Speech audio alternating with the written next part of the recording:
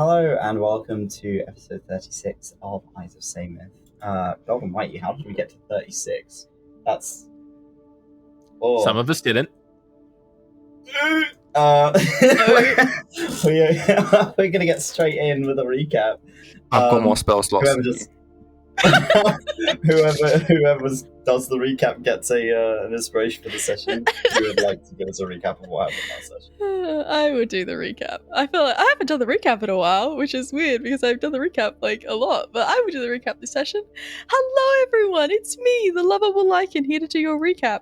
Last session, the party set about making their way to the teleportation circle.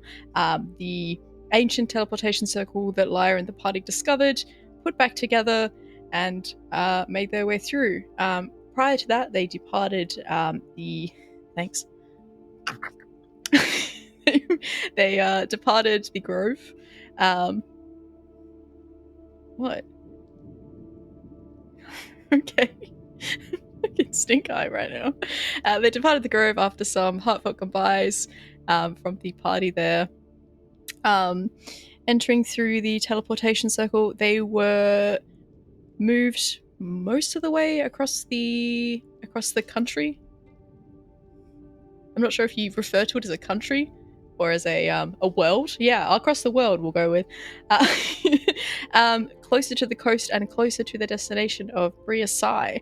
Coming through the teleportation circle, there was an interesting looking 𝘏𝘪𝘮𝘬 who kind of strolled up on the crew with a rather nasty looking blade, who looked like he knew Sinza, knew more things about Sinza that she seemed to know about herself, and introduced himself as Cain, who is connected to the god of mortality. He feels emotions and is, interesting, so I'm very, very excited to learn more about Cain.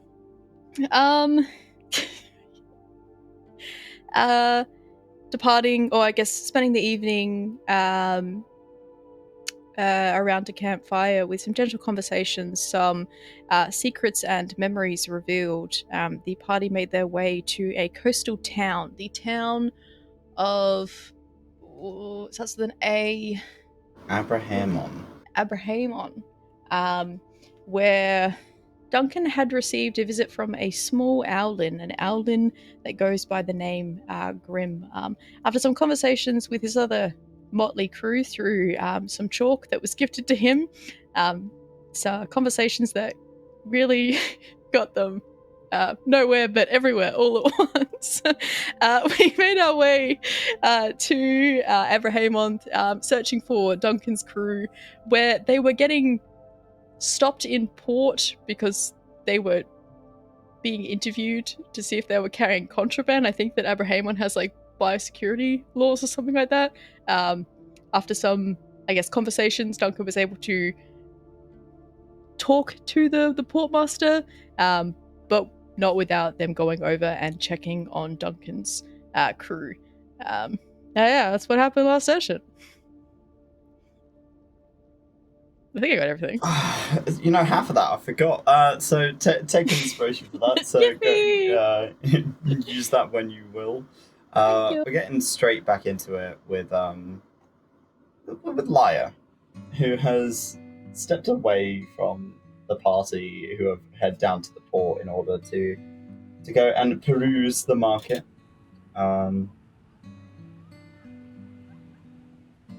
What are you looking for in particular, Lyre? I'm keeping an eye out for mainly a herbology shop, something that would sell potions, specifically healing ones. Might keep an eye out for a magic shop just in case there's something I can sell quickly. So you're making your way around from your perception check.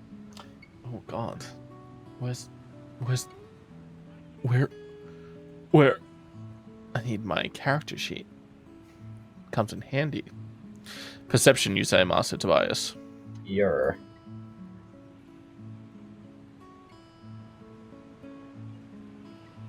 16. Okay. Right. So as you're kind of making your way around the market, there's a lot of kind of pop-up stalls around here. It seems that this is It changes quite regularly in this area because it's a port town, and they get a lot of different imports in. As you're making your way around, you can see a small kind of shop with a purple roof. It looks a little bit makeshift, as if it's been put up in a hurry, with a lot of kind of dangling herbs and wisteria hanging down one side. And this kind of short young man who is currently trying to kind of take some of the strip the leaves off of a stem of some kind. There is a plethora of bottles in front of him, but there's no sign. It just seems like he's just set up and is ready to go and doing his bits. I'll walk up. Hello, how are you? Well, thank you. Can I help you? I'm looking for healing potions. Just a second. And he kind of spins round on a chair and begins kind of rummaging through a box behind him. What kinds? Big ones, little ones? Any and all. I'm just curious as to what you have in stock. He pulls out 4 greater healing potions, 5 standard potions of healing, and a single superior healing. How much for the greater? The 4 of them. Yeah, for 4 of them, it is 150 each. So, 600 gold.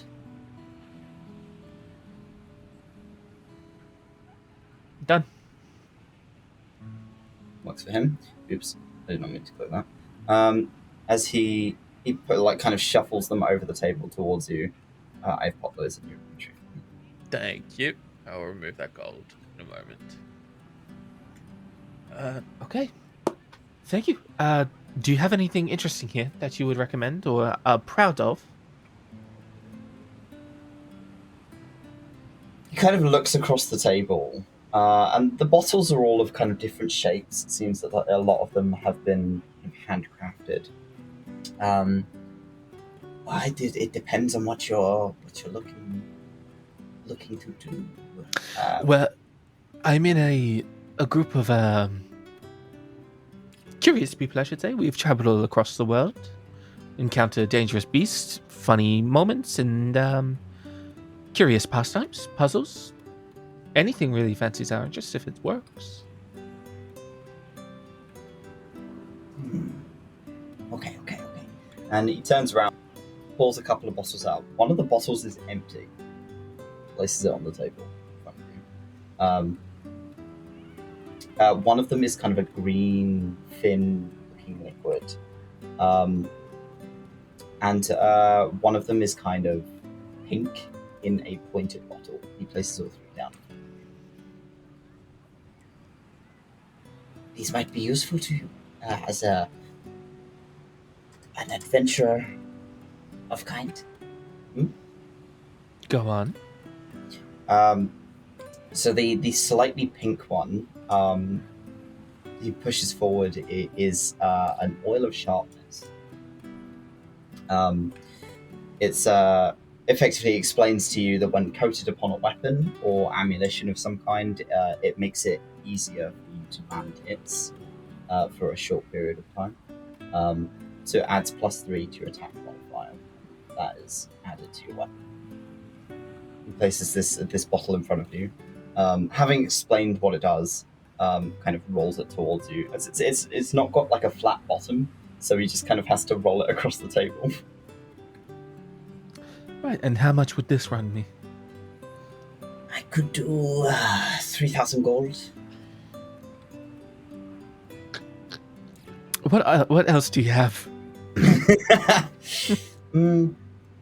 This one, the empty bottle, he pushes towards. It's an empty bottle. Upon closer inspection, as the bottle kind of shifts, you see something move inside it, but it's invisible. Potion of invisibility. I know these well. Okay, When intriguing. you're running out of magic, quick getaway. I don't know that anymore. Adventure. And what was the last one? And the last one he pushes towards you must use in a port city. And it's got a small kind of label on this kind of thin green bottle, a potion of water breathing. How much would that one run me? 180. I can always haggle. But... Hmm.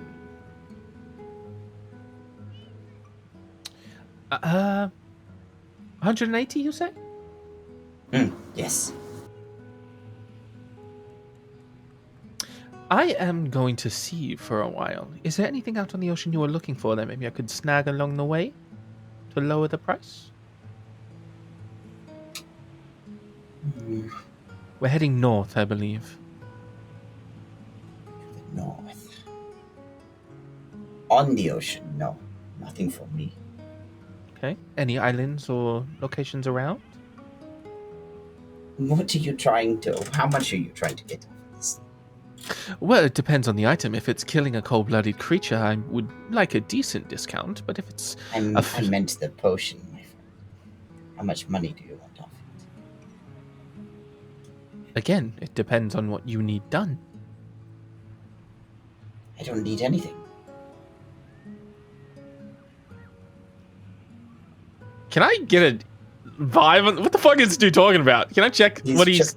He's effectively going, you don't need to do me a favor, you can just haggle with me.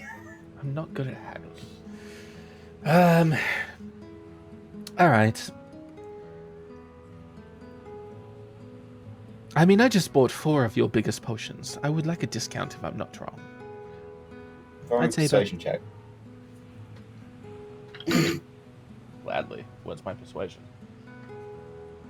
Where is it? +3. That's okay. Oof. Very nice. Just because you bought more of my other wares does not mean this one is going cheap. Try again.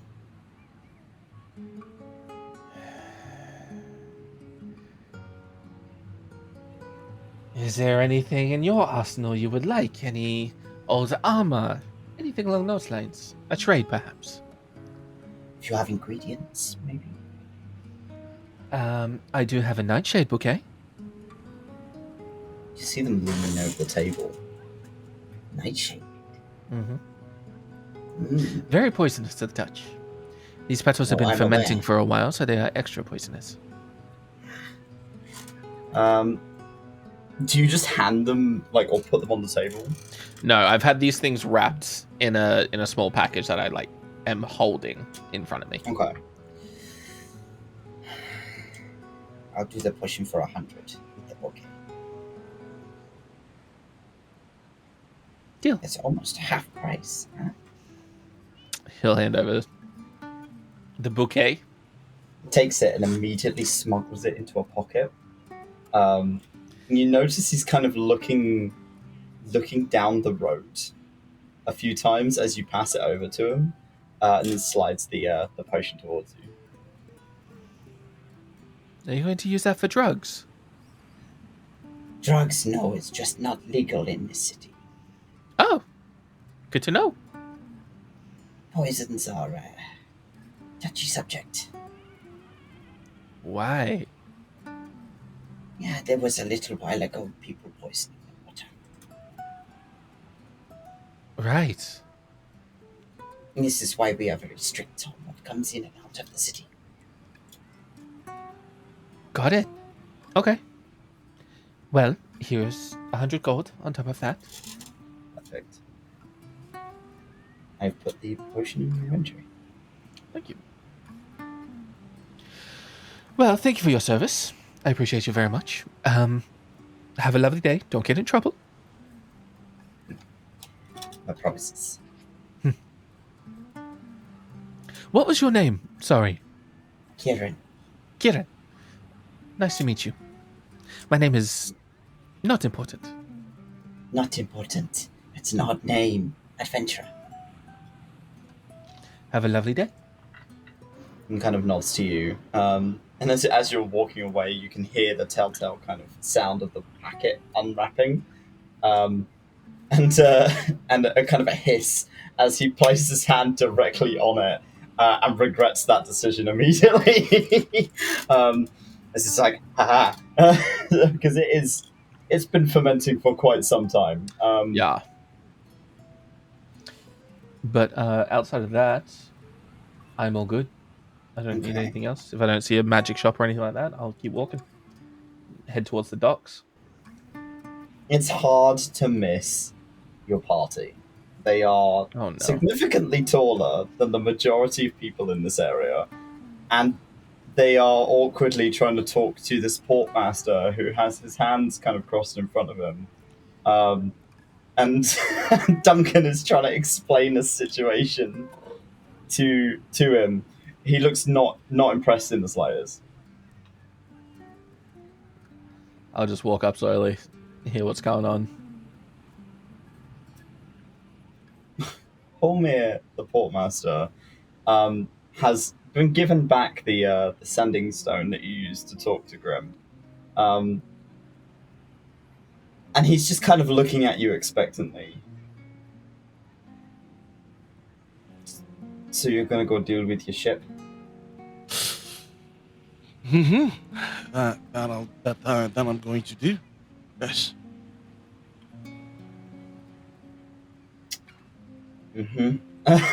He's just pulling a bit of a face. Are these two with you? 3. As he kind of pokes his head round Duncan and notices Lyre now standing behind you.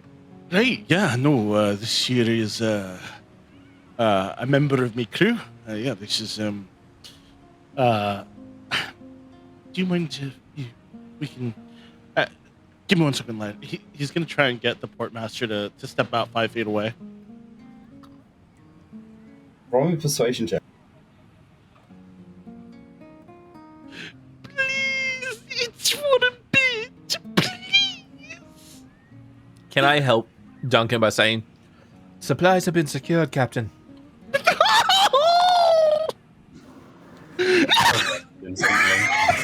Lyre's just arrested. I'll say in this situation, no, because he's trying to convince him to move away from you. Okay, cool. So a 6. 𝘍𝘪𝘭𝘤 just kind of looks at you. No, I'm not moving. If you've got something to say, you can say it in front of them. Fine. I hate that you have to learn it this way, Lyre. So he's part of my crew in the sense that he's in charge of. I call him the dinghy master. You see, I just wanted to give him a position. Now the cat is out of the bag now, but there now you know. What is going on? Nothing, dinghy master. We're just getting ready for my ship, our ship, to. Right, I just got the healing potions and the water breathing potion for Sinza. Yes, of course. Dinghy master's duty. He's gonna look back at. He's kind of got one hand on his chin and he's just looking between you. Has it not struck you as odd that half your crew are here and half your crew are out there? Hey, well, here's the thing. The way I conduct my business is I can't have all of my assets at one place, you see. I have a competent first mate, and, well, the rest of me crew, we like to travel on land. So that way, well, if something unfortunate happens on either land or sea, not all of my assets are fucked with. Right. If you need a small rowing boat to get out to the outer edge, then there are a few along the port that you're welcome to take. Yeah. Of course, I appreciate it. What was your name again? 𝘍𝘪𝘭𝘠. Offers a hand out to you. Pleasure. We'll get things going so that way we'll be out of your hair. The man's bald, and he kind of pulls a face. Damn it! Sure. He kind of looks to Sinza and Lyre and gives them both a nod. And then looks at Cain. Cain, are you with these lot? I've just met them. I need a transport to Bria Scye. If you needed transport, you could have asked me. I know I have business with one of them. Right. Arbiter business. And he kind of pulls a bit of a face. He's like, He's pulled out the title. Right, well, just don't get into any trouble. I've got enough on my hands at the moment.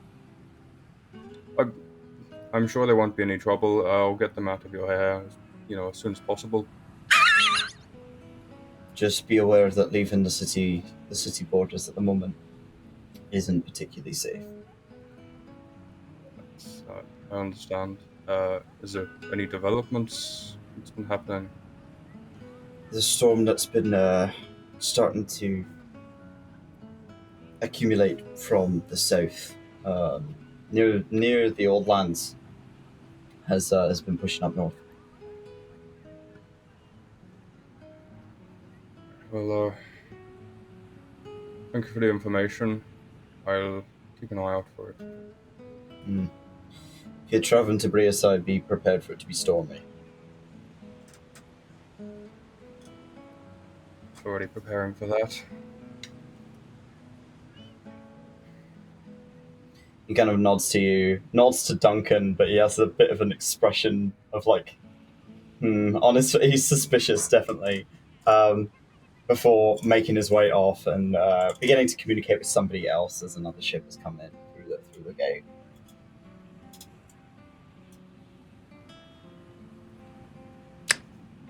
You'll at least be able to leave port now. Yep. We're just going to go ahead and I'm going to go ahead and get us a little dinky to take us to our mate ship. Mm-hmm. Dinky. I'm about to say it like fucking Velma from fucking Scooby-Doo. I'm gonna go find the nearest boat and I'm gonna go and do that before I make a fool of myself again. Drown yourself. Just might. Okay. For the sake of, as I don't currently have a moored version of this map, we'll go with that. As you make your way down the port, it's relatively busy. You could see kind of people coming on and off of large ships, the majority of which tend to be kind of brigantines, so quite large merchant ships of a variety of different colours. Whole crews are moving cargo in and out of kind of warehouses along the edges of the port. You can see people, some fishermen are selling kind of wares of fish and whatnot along the edge of the port away from the rest of the market. But for the most part, it's kind of a couple of taverns, warehouses, storage units, and just places for crew to kind of hold up for the night. And at the far end of the port is a series of kind of small, almost like lifeboats that are strung up. They could probably take two of you. You two are, three of you are quite large. So it could probably take two of you at a time. So you'd have to take two of them to row out to the ship on the outer wall. But it shouldn't be particularly hard. You know, Duncan's a sailor after all. But whoever's not in Duncan's boat, if you've never been on the ocean before, this will be an interesting one. I did mention before, Cain is going to stock up on supplies he needs to make any remedies to help Sinza. Okay. To expedite that process, I'll say you'll need about 5 gold, and that'll cover all of the bits and bobs that you're going to need in terms of ingredients. Duncan, Yes. does your crew have supplies on the ship? they should. Should. What? They should. Right. Does anyone need anything at the shop? Well, I'd like to know if the crew has supplies before we set off. I am. I'm more than certain they have supplies as well as I look around and there's no guards nearby me, right? Currently, you guys are on the far end of the port. And other contraband.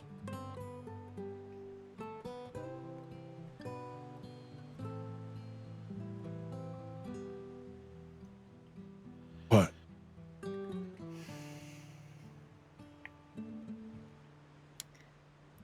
I just look. It's not a crime thing. It's a tax thing. I promise.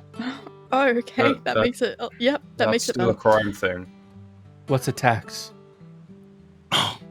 Lyre, you and I are going to get along just fine. Yeah, my crew's well stocked. I'm more than certain. You see, my first mate is quite capable. Who's the first mate again? Just the owl from earlier. The owl. The owl. Mm-hmm. The really aggressive one. Yes, the silent assassin, the clawed killer. One of my good friends. He's your first mate. Yeah, I have no idea. Like it's a bad thing. Like, no, I'm gonna go get some supplies for myself, just in case. I think I'll join you for that.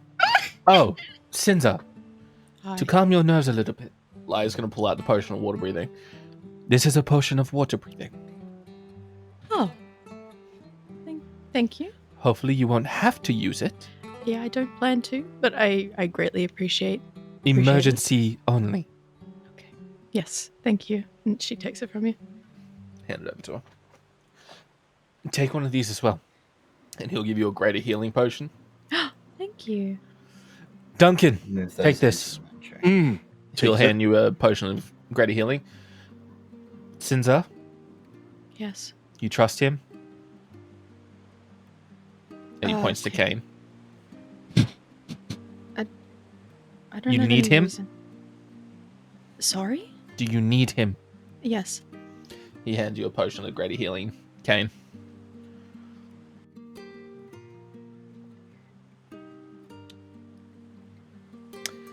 Okay, I'm gonna go shopping. I'm gonna go buy myself supplies to survive on the ocean and fruit. And fruit so you don't get Yep. scurvy. You don't There's an get scary. owl on the boat. His first mate. It's gonna be fine. I have distributed those potions evenly, by the way, so you should have Yeah. inventories. So in terms of rations and general food, one ration is 5 silver. So you can get 2 for a gold. So it depends on how many you want to have on a person. You've been informed by Cain that the travel is about a 10-day. Kane's gonna I'll get spend 20 worth of rations. 20 days. Yeah. worth. Lyre's 20 gonna do the same. golds worth. Hmm? Okay, so that's 40 rations. 20 golds worth will be 40 rations. Oh, so It's yeah, 5 20 silver. days worth, so it'll be 10 gold. 10 gold. Yeah. 10 Okay. gold. Lyre will he'll do the same. He'll get some Okay. some dead rodents just in case, because of Grim. In case he causes problems. Oh, thank you for getting rid of that gold, Toby. Appreciate you. I got you. What on earth is this And so we'll doing? just stay with Duncan. Yeah, keep an eye on him, for the love of God. Duncan? Don't let him get in the water. He gets weird when he's in the water. Yeah, so do I. I mean, she's not wrong.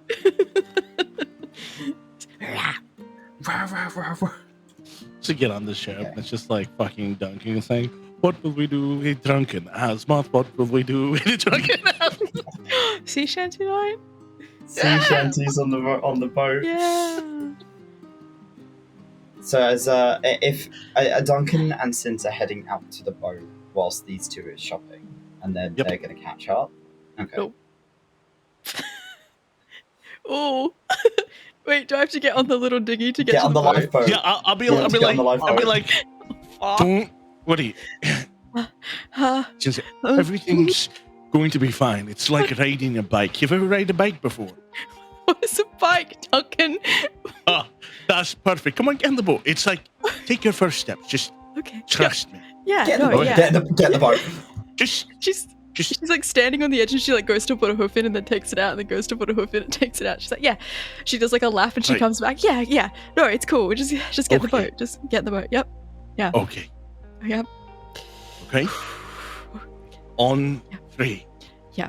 Okay. 1, Yep. 3. What? You said 3. Oh, okay. She puts her little hoofsies in and like stumbles and immediately just sits down into a ball. See, that wasn't hard. You did great. I'm proud of you. Now is where the real fun begins. He's going to Oh, use God. the oar to push the boat off the docks. Now, just go with the flow. Mhm. And always be prepared that anything can happen. Mhm. The deep ocean blue. Please stop talking. Please stop talking. Hold on. Just let me put the oar down right here. Please continue. What are you doing? Oh, please. Just give keep it's been a while. It's been a while. Just give me one moment.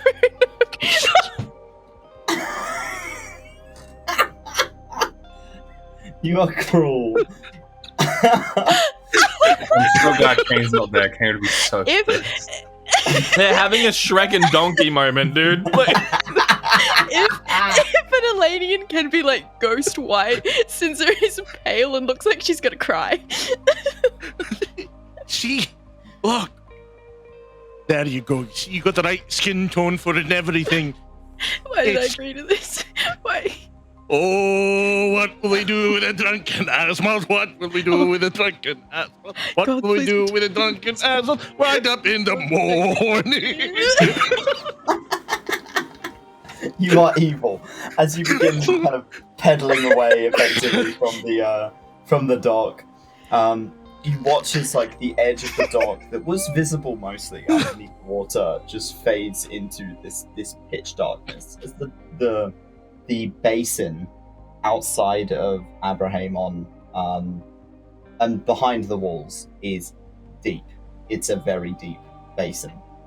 And you get about halfway across within about 20 minutes. It's not particularly far out, at least not with the speed that Duncan is rowing. This man's got some arms on him, and it does kind of help with pedaling this tiny little boat. And as you're starting to kind of make distance, you're beginning to see the Dauntless in its full glory. This brigantine with kind of white sails generally that are all currently kind of rolled up at the top so that it doesn't take off whilst it's at the outer border. It's large, relatively simple, with quite a lot of kind of ropes and a variety of other kind of netting hanging over the sides. Carved into the front of it is a large kind of almost intricate design of kind of a wave that's traveling over the front. This is what you would generally equate to being a fishing ship. But what you do notice is that that hanging off of the side between kind of the railings are a series of cannons. Yo ho, the taxless life for me. Fucking tax evading Duncan was not where I Yeah. was expecting us to go today, but here we are. And drawing closer, Sinza, roll me a perception check. I thought you were gonna say, roll me a wisdom saving throw for a second there, and I was like, God fucking damn it. from the middle of the Crazy. fucking ocean, from the middle of the town, we just hear. Perception. Ooh. Okay. With a dirty 20. 20. You can see a red snout poking over the top of one of the railings and This is a looking nightmare. at you. Oh god. And kind of a pair of very clawed hands kind of scrabbling as they're trying to pull themselves up onto the railing. Sinza's just kind of looking up at them and then looks back down to Duncan. Have I seen this, I guess, form before? Do I know, like, what they are, or...? You have. You killed one in Sehonos after he got catapulted by Lyre. That was episode 1, homie. What a throwback. Holy shit. I mean, yeah, you've seen one of these as a red smear on a wall, more so than with a red snout, as he's climbing up onto the railing and, like, throwing over a rope ladder. Oh, God. You can distantly hear as he is fucking yelling over the edge of the railing towards you. Captain! Captain! Captain! Captain! He's gonna go. Hey, don't worry, Sinza. These are the most sane people that I know. I promise. Mm-hmm. We'll be right there. Most sane. Okay.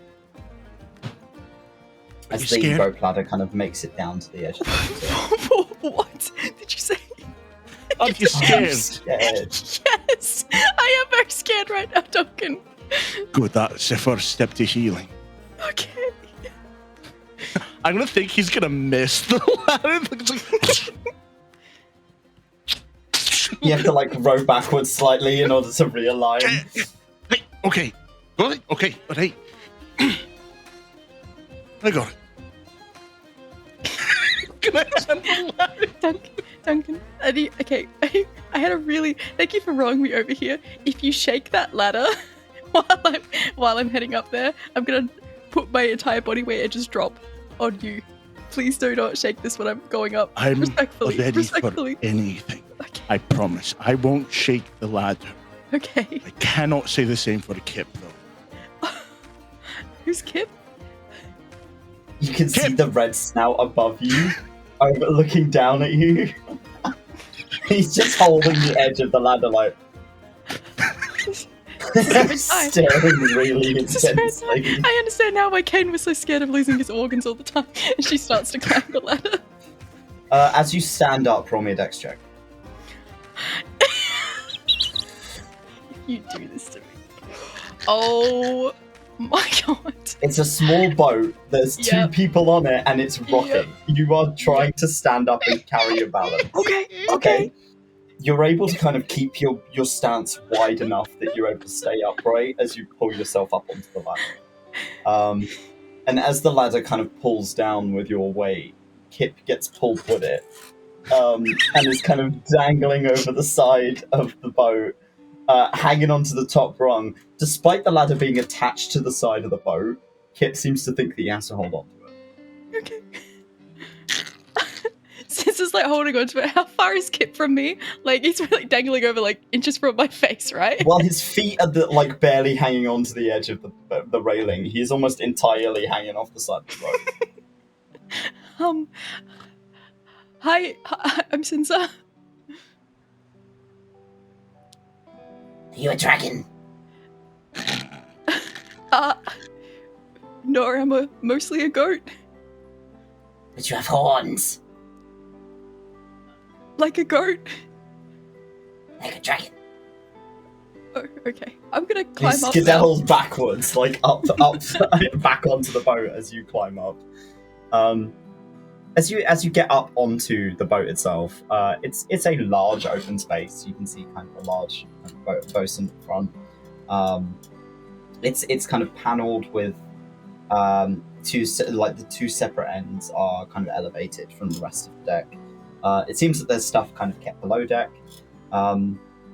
Two large masts in the center, and a series of cannons and cannonballs that are haphazardly put together on either side next to the cannons. And you can see somebody kind of lazing around on the center of the boat with a kind of a bucket next to him and a sponge that has been abandoned. And he's just kind of laying on the floor. He looks up at you. It's Dwarf. With this kind of long ginger beard, bits of grey in it, kind of hair that is mostly hidden underneath the helmet. The majority of his face is mustache. It's very difficult to register much of his expression, but you see these kind of black beady eyes looking in your direction. Hi. Are you the captain? No, you're not the captain. You don't look like the captain. No. I'm friend of the captain. I'm just gonna sit right here. And Sinza very shakily just kind of like sits down and pulls her knees up. Does that mean the captain's with you? The captain's just there on the. He's Duncan, are you climbing up?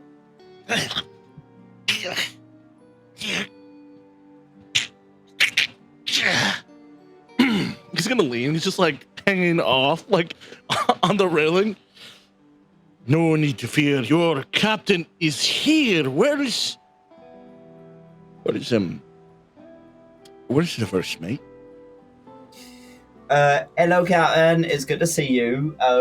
First mate Graham went and hid in the crow's nest, he did, because the guards said that he had like a bounty on his head. Right, yep. So then the message went in clear. Boone, you know, there doesn't happen to be any sort of contraband on board or anything, right? No, Captain, I don't think there's no contraband anywhere there is. I don't think so, though. Mr. Graham might have had some things that he wasn't telling us about, but he does like doing that, he does. Right, I'm sure that'll be fine. Well, good to see you, Boone, and is Kip around? Kip stood in front of you, kind of hands behind his back, and he's got this kind of toothy, stupid grin on his face. The best I could describe Kip is that he's knee-high on Duncan. Fully kind of draconic-looking kobold, kind of red, long snout. And he's got like 2 gold teeth. But they don't seem to be actually gold. They look like they've been painted that color, and that they're his normal teeth. Almost like they've been colored in, rather than actually replaced. Oh, right. Duncan's gonna get up, get onto the deck, take a knee. That is my favorite quartermaster, Kip. Not committing any crimes, are we? Only a few, Captain. That's the spirit. So, Sinza, crew, Sinza, you're in good hands. These are the most capable people that I've ever had. The only people I've ever had, but the most capable. I am capable, I am. The That's the mustache kind of spirit. curls up as he's smiling at you. This is just nodding at them. She's like, yep. She's Right, nodding. yes. Grim, you just to be sure, you don't have any contraband on board, do you? As you look up to the crow's nest above you, you see a pair of eyes just staring at you over the edge of the railing. And from high above you, Grim only has some contraband, but Grim has hidden it. Did you hide them well?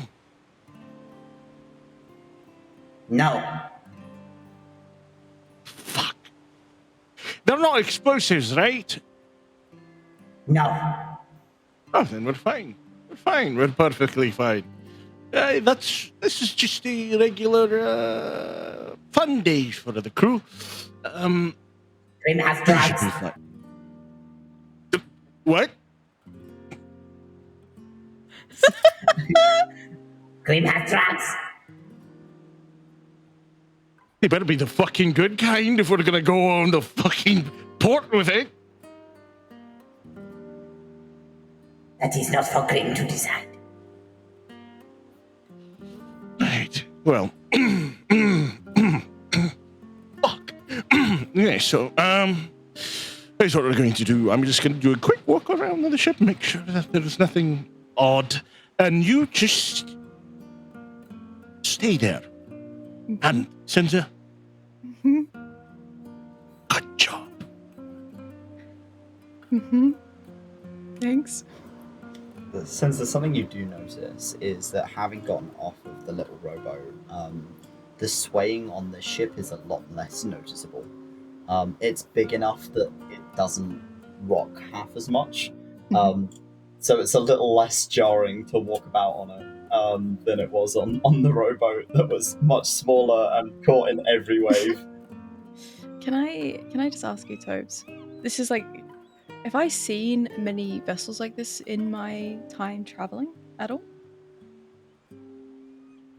No. Okay. No, Never stuff mind, stuff like this, you've not really ever ventured close to the ocean. Okay, that makes sense. At least not that you remember. Yippee. With that, we return to Cain and Lyre, who have done their kind of ration shopping. Is there anything you want to talk about when you are traveling around Abraham? Lyre will probably keep quiet unless Cain strikes up a conversation.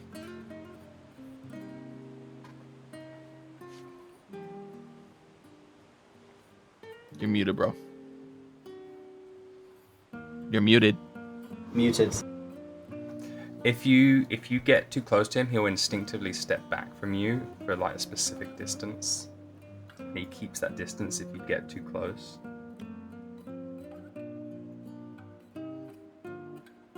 You okay? I'm fine. Really? Yeah.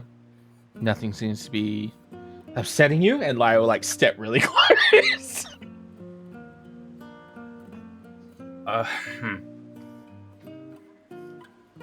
Just that when people are close, I can kind of sense what they're feeling, and I can feel your grief like it's mine. So I'm My grief. taking a step back. Aye. Can you tell what it's from? No, but I sensed it from you and Sinza. Can you sense all emotions? Most. I sense your distrust. Mm-hmm. What's the third one? Top 3. The end. Lyre, what's the other one that you're feeling in this Anger. moment? Anger. Cain, you feel it. It's a spark. It's not super to the forefront, but it's visible to you. Can I sense what it's directed at, or just a general emotion? It's just generalized. You can't tell what the source is of certain emotions, but it's just a feeling. Well, I sense your anger as well. Ah, very good. So how do you have that capability to sense what we're feeling? I've always assumed it's part of being an arbiter, but I Right. don't know for certain.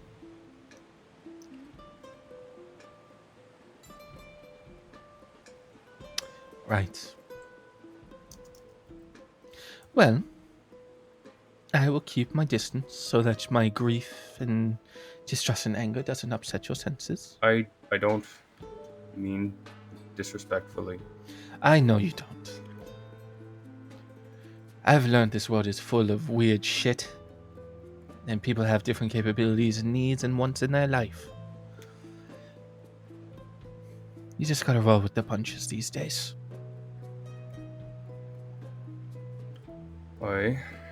So, how did you come about traveling with Sinza and Captain Mr. Duncan? Well, I had a dream about Sinza, and then I woke up the next morning and she was in the same tavern. Call it destiny or coincidence or dungeon master writing, I don't know. But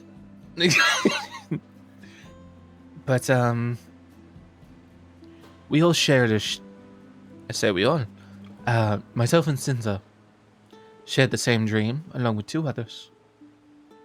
One was a man named Cain, a big burly bull man. And the other was someone I thought a friend named 𝘏𝘪𝘨.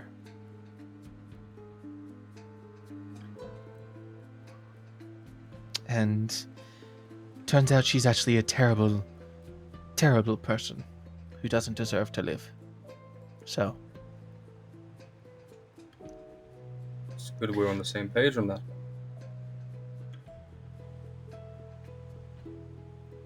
what?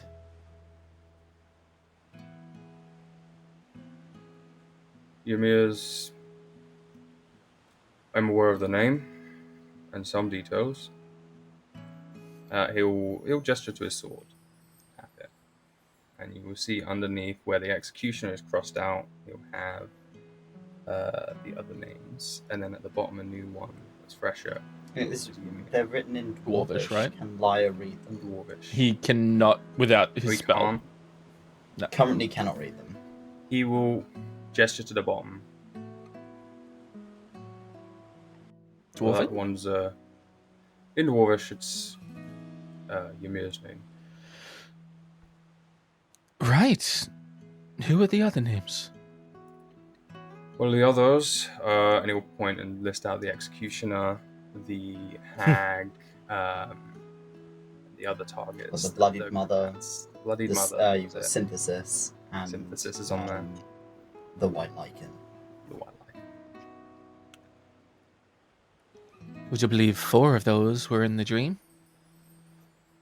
I don't doubt it. I mean, I get dreams from Psalm from time to time.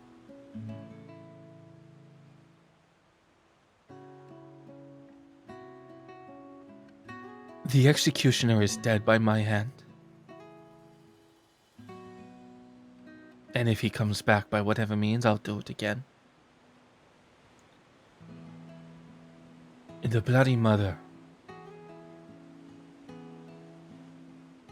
I made a promise to a friend that I would take her down. If you are to want the same, there is a man there, under a trance. He is not to be harmed in any way. I am to take him home.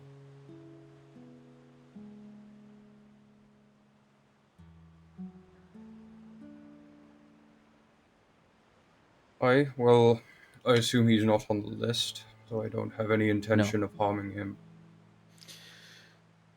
𝘏𝘪𝘨? I want answers before she dies.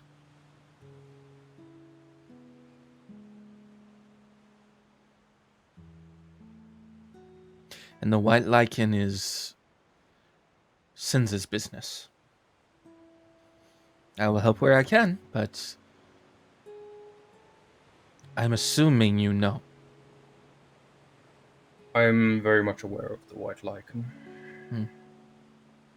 Not many people come back searching for him.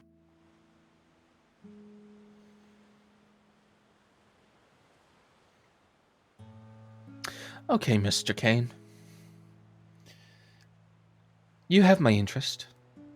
You're a curious character. I have an idea.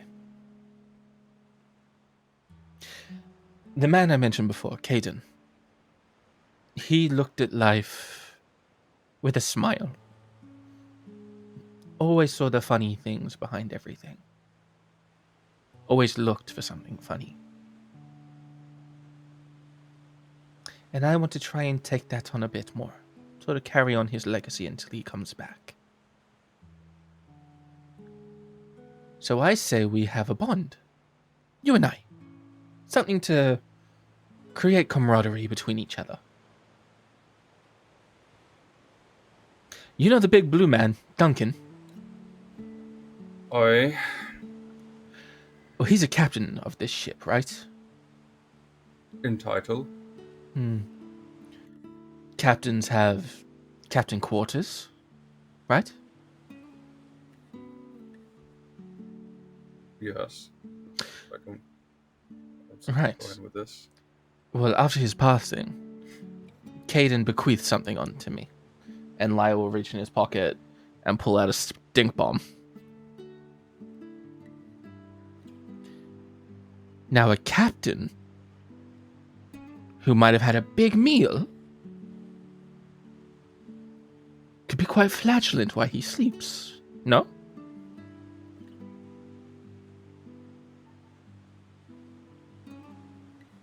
Okay. You seem like a serious character. I'm trying to get a reaction out of you.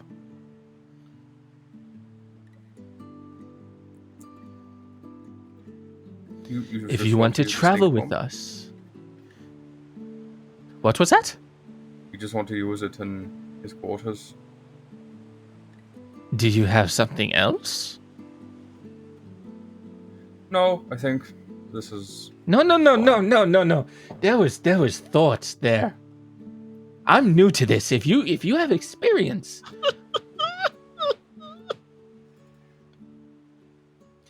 Don't have to think about it now. We have 10 days at sea with this idiot. Okay. Have a think. I can agree to that.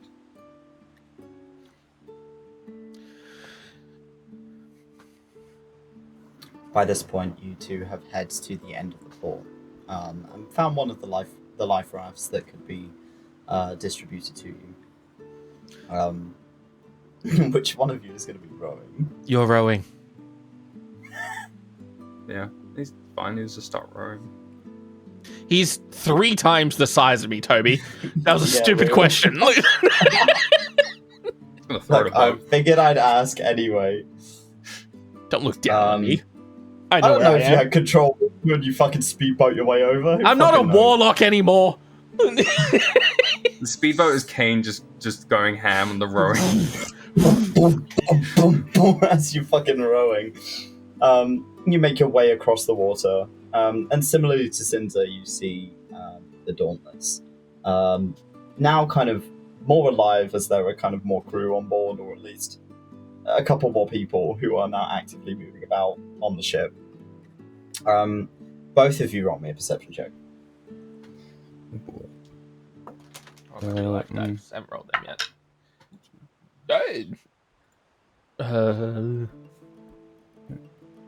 +1, I think it is. 14. 14. 13.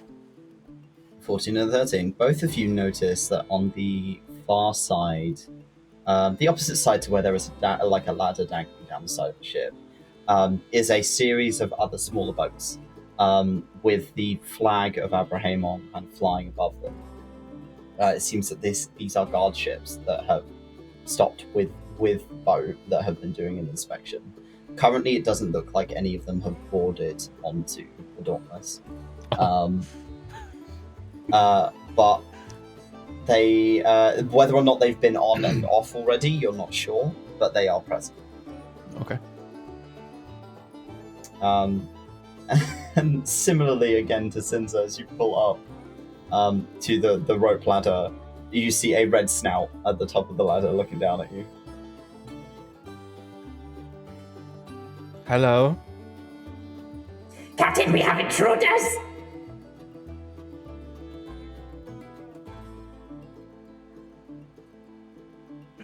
Intruders? Who? Blue and a dragon. A blue dragon? No, that's not good. Aim the cannon at the dragon. You see as he kind of, the red snout disappears and one of the cannons begins to aim towards you. Duncan! Duncan! Wait, did you say a blue one and someone that looks like a dragon? Yes. Oh, that's, no, let them up. But I wanted to fire the cannon. There's gonna be time for that. A time and a place for later. You hear a grumbling from the top of the ladder before a pair of kind of clawed hands grip onto the top rung and look down at you. You are allowed to climb up. The captain says so. After you. I'm gonna look to Cain. He'll go up. Make your way up. And you see these kind of beady yellow eyes looking at you. Are you a dragon? No, I'm not a dragon. But you have horns. Is this the kobold? So do I. And he points at his little horns, and they're about that big. They're very small. Well, are you a dragon? Yes. Okay. He Who burps do and I a also little bit of see fire comes around? out. You see on the deck as you climb up, you see Sinza kind of sat down. There is a dwarf sat next to her, who is idly kind of scrubbing a single section of the deck. But he's just kind of waffling at her, and she just seems to be having to listen to him. The little orange owl that you had captured the night before Oh yeah. is sat in the crow's nest on the rung and kind of like curled up and like looking at you. And as he looks at you, like the little fluff on the top of his head kind of points up and his ears point up. He grumpy. He grumpy.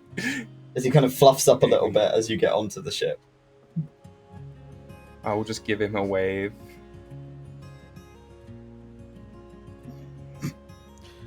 What's this about dragons? Lyre sort of just Oh, yeah. climbs up onto the Apparently, is boat. anyone with horns is a dragon?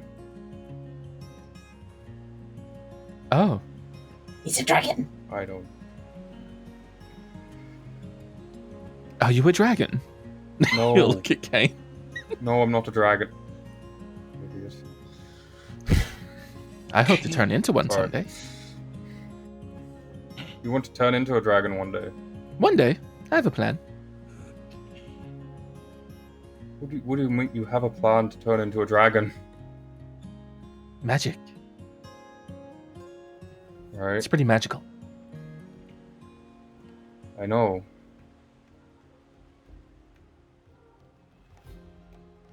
And this point, Anyway, Duncan, Lyre- you come out of the captain's quarters and see the rest of your crew. Did I find any drugs?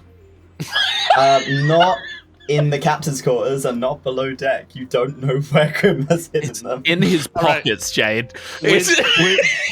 Look, if Duncan was smarter, then yes. But Duncan's gonna be like, right, cool, everyone's on board, okay. Don't smell like drugs. Gonna go over to the two of you, not getting too close, but don't smell like drugs. Okay, all right, this is a drug-free ship. Okay, how do we, ready to...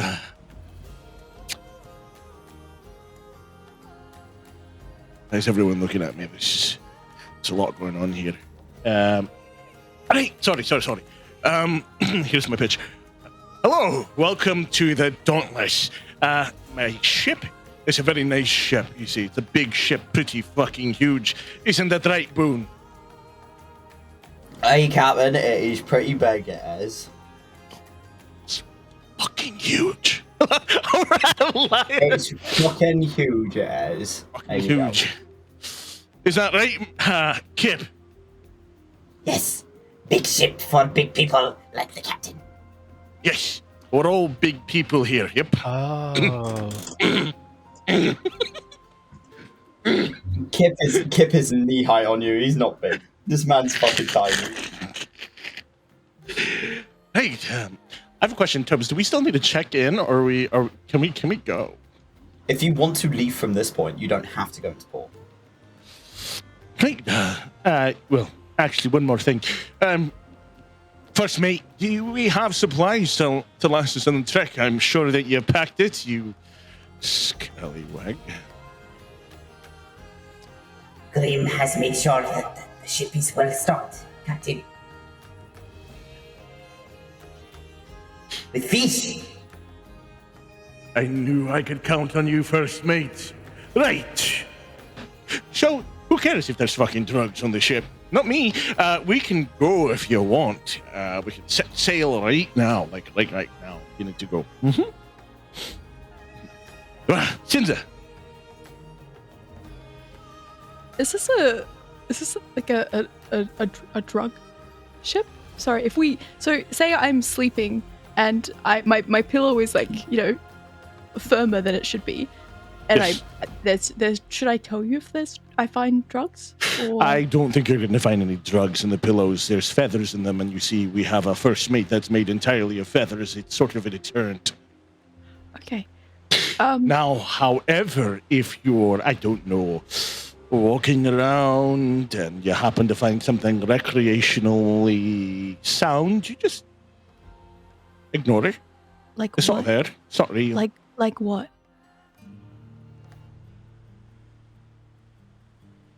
When you say like what, Grim flies down from the crow's nest. You can't fucking And there's a kind of little kind of, as his little claws hit the floor, and he kind of waddles over to you. What do you want? Grim has everything. Like on you? He watches his little yellow robes. He kind of uses a claw to kind of pull one open, and he's just got packets of different mushrooms on the inside of his robes. You want to buy a sundial? Does he have those drugs on him that I usually use recreationally? There is one in there that is very similar to the one that you used, yeah. Anything that catches my eyes? Oh, does he have that I had a death mushroom at one point, I think. We got from the pumpkin guy. I think I still have it. It was like a red mushroom. It was like a weird thing. Sorry, see if I still have it. If you still have it, you can tell me what it is, but question mark. It might be in my notes. But anything that catches my eye, anything that looks like I've never seen before. There is a black root. It looks like it's been kind of cut off of the bottom of the plant. It's pitch black, like charcoal kind of black, and the inside of it is slightly red. There's one that looks like it's just kind of been stuck to the inside of his clothing because it's like a sticky, slimy looking green ball. It looks almost like a moss ball. There's a kind of a plant that looks like it has like bronze colored bells hanging from it. Like the flowers look like they're like bells. And a very small kind of tinted blue herb that's wrapped up in a packet. What's the She points to the black root and the blue one. What are those? I've never seen them before. Wouldn't you like to know, weather boy? I would. He looks back over to Duncan. Okay, bye. That's a lot more drugs than I remember. Have you been stocking up? Maybe. Who cares? It's tax-free. Anyway, so are there any questions before we set sail on this wonderful voyage? Captain, where are we going? Oh, right. So first, where are we going? God, we're all gonna die. And he'll show him the general direction we need to head. Right, well, You can assist with navigation, Cain. Yeah, I'll as assist with you've done navigation. this trip a few times. perfect. Right. So what he said. As for sleeping accommodations, well, there's my area out of character. My area. You have a captain's Please. quarters. Fuck with me. I love you guys so much. But for everyone else, Tobes, is there there's a sleeping quarters for like crew, right? Yeah, there's crew bunks down below deck. And there's your bunks down below deck. It's very comfortable. Right. So we stay downstairs. Where do you stay? Sorry. Of course. Well, if you need me at any point, you see that doorway over there just below the wheel of the ship. My door is always open. I trust all of my crew. Right. Good. Good to know. Okay. Just so you're aware, the captain's quarters will be on this side, so where I am currently clicking. Oh, that way. Forget what I said.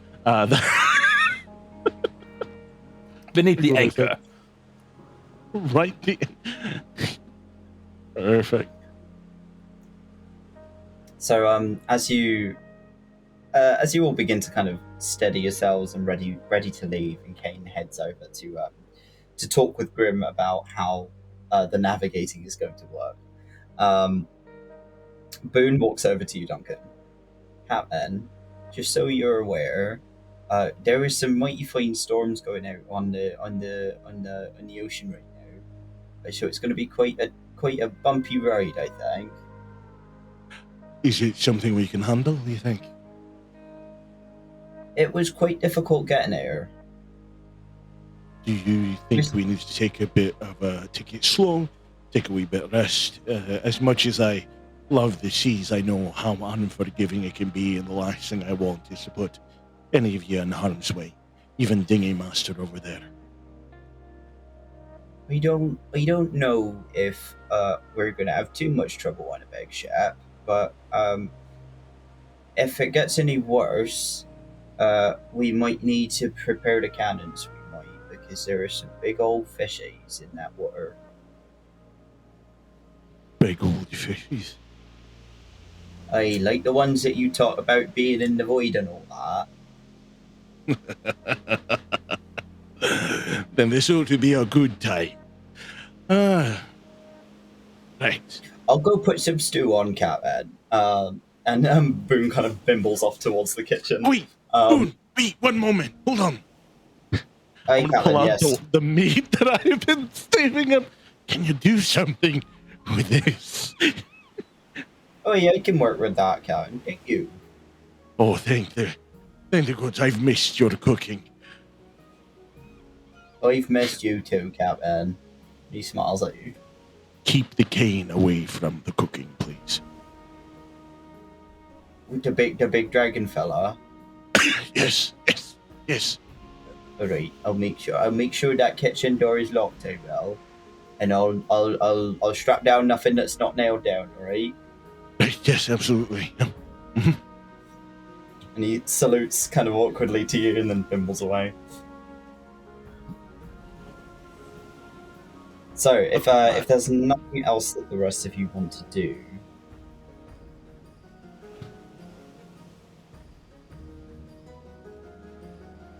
I'll go ahead and let everyone know. Like, I'll be like, so just a heads up, where we're heading, there's to be some tough sailing ahead on account of winds, storms, sea beasts, that sort. Well, I'm sure glad that none of us are scared of the endless void that is the sea. Sinza, you actually giving him that stare as he's talking? Yes, okay. Sinza's giving you a death stare as you're talking. Exactly, that's the exact type of stare we need when we face the ocean head on. With all chances of this ship sinking and we go to the deep abyss, you need to have that face. Proud of you, Sinza. Load the cannons. You watch as Kip begins to try and pick up a cannonball, immediately drops it on his toes, howls, picks it back up again, and then locks it into one of the cannons. And he's just generally getting them prepared. As you begin to set off, you kind of move backwards as the wind kind of takes you back out of the walled structure of Abrahamon. You leave behind the guard post, and pretty immediately you're out in the open ocean. For the majority of you, or at least two of you, you've never sailed before. This is a brand new experience. The ocean like this looks vast, and you can see the edge of the continent in the distance, sort of the cliff faces and the various ports along the edge. The water itself is a deep blue. The further you look into it, it gets almost black in color. And the weather is quite nice out here. It's probably the most open you have seen the world in general, because most of Sith is covered in thick jungle. You don't get to see for long distances, really, on Sith unless you're above the canopy, which is a rare occasion. As you're all traveling, Sinza McNeil was saved.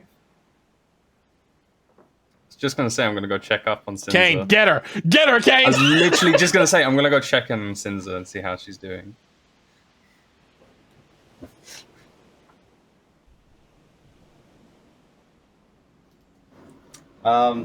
Sinza, I will allow you to roleplay how Sinza's responding to that accordingly. Oh, fucking hell. Sinza, who's been kind of, I think, sat in the center of the boat, she's trying to keep herself busy as much as she can. She's trying to keep her mind off things. But as she's, I think, hearing the sounds of the water and the ship rocking, and she's seeing land as it's slowly kind of passing away, she just kind of pulls her knees up close to her chest and just closes her eyes. Like, she's just trying to not feel. Like, she's trying to wash out all the emotions that she's feeling, that kind of familiar tightening in her chest. She's not there just yet, but she is, like, really struggling. The anxiety is starting to kick in.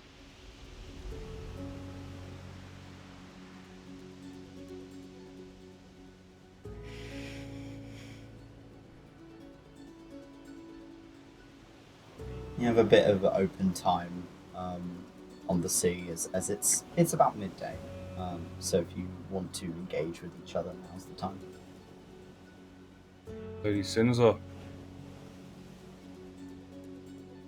you doing okay?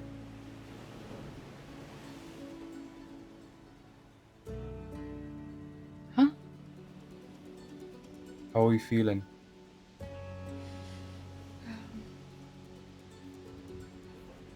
Just trying not to feel.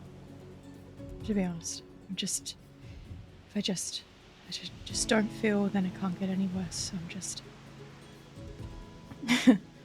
How about I make you some of that tea again? I think yeah. He will prepare some of the tea, bring it over. I don't think that's the best place to sit, but I guess they'll just sit down there. There's nowhere to sit.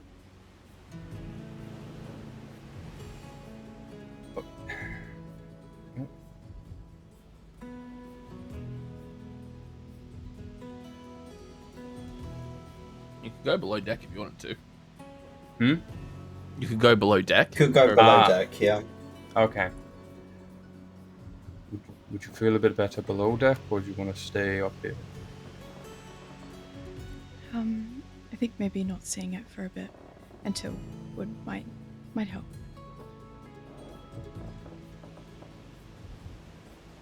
Two of you head below deck. I don't have a map for below deck, so forgive me.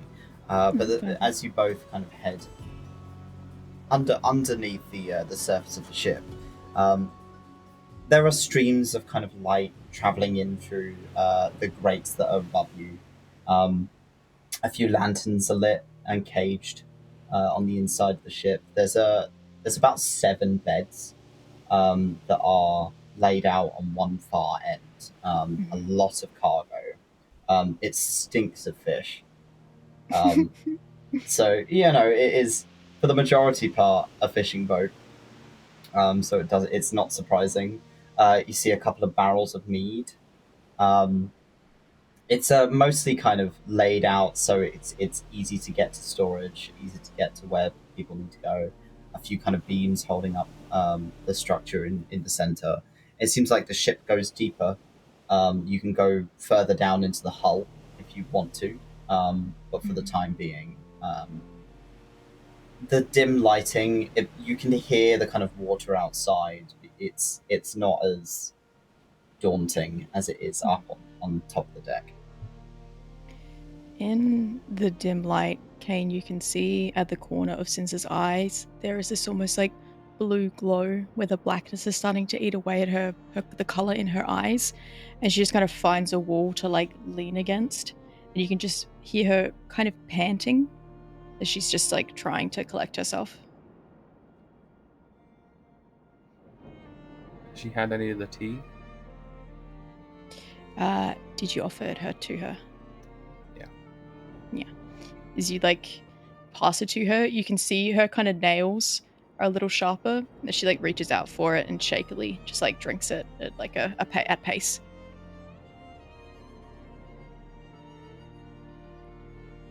You said you was trying to not feel anything. When my emotions get too intense or I'm thinking about certain things, sometimes that triggers it. If I'm feeling too much, and then it gets to me. With some of the other icons, a lot of the time they had to learn to let themselves feel that emotion. Just don't let it take hold. Just let it pass.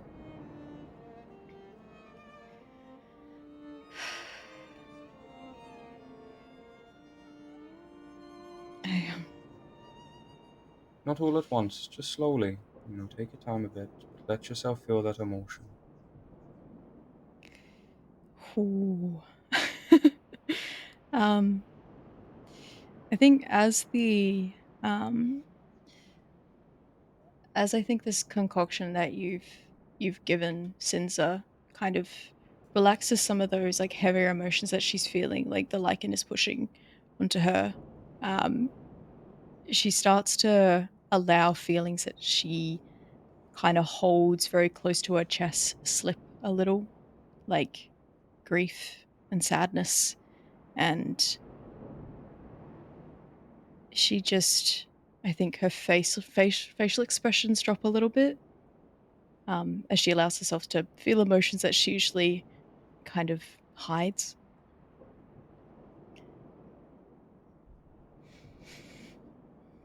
And she just takes a deep inhale. Cain will just be there to listen and support.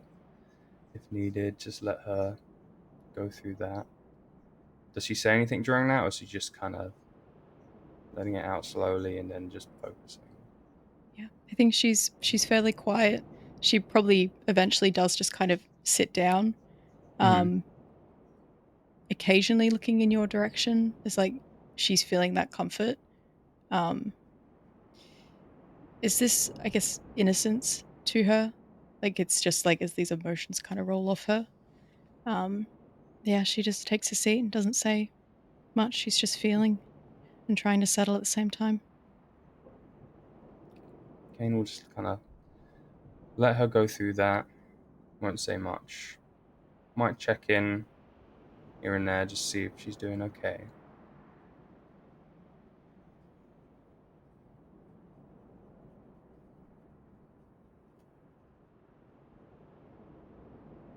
Duncan.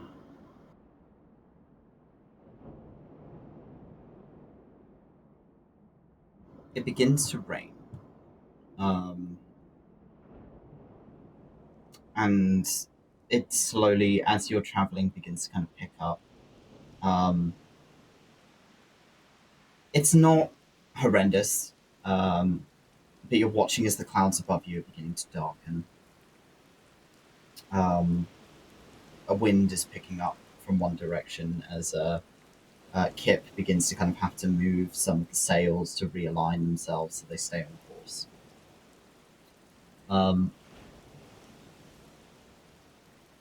Can you roll me a strength check, please?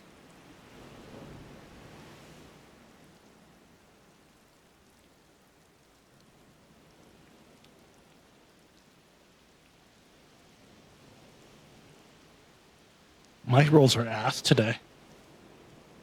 The stern shudders in your grip as you kind of feel it jolt to one side as the current suddenly changes. You're now far out enough from the shore that you have lost sight of Abraham.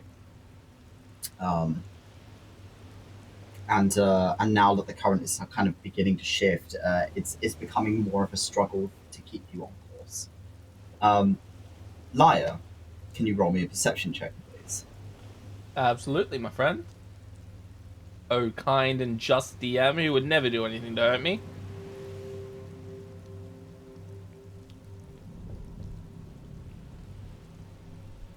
I don't see shit. The waters are dark. You can see kind of the foam of it catching on the edges of the ship. And as the rain begins to kind of pelt you from one angle, you do feel the ship shift ever so slightly as the current changes. The wind is beginning to pick up, and the waves are starting to get higher and a little more ragged.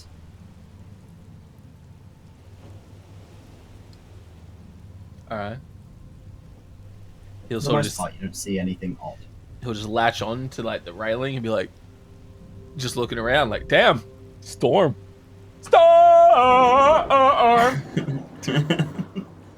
Christ almighty. I am going to...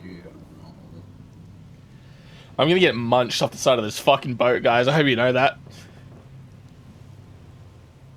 Duncan, from in the crow's nest, you hear Grim calling down to you. Captain, I see figures. Figures? Big shape under the water. And lots of little shapes. Okay. Would I have a general idea? Because I've sailed the seas before. What might that be in these particular waters?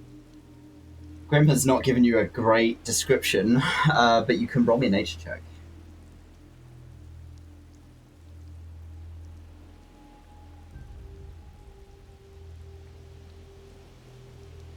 With the weather having changed as quickly as it has, roll me an Arcana as well, please.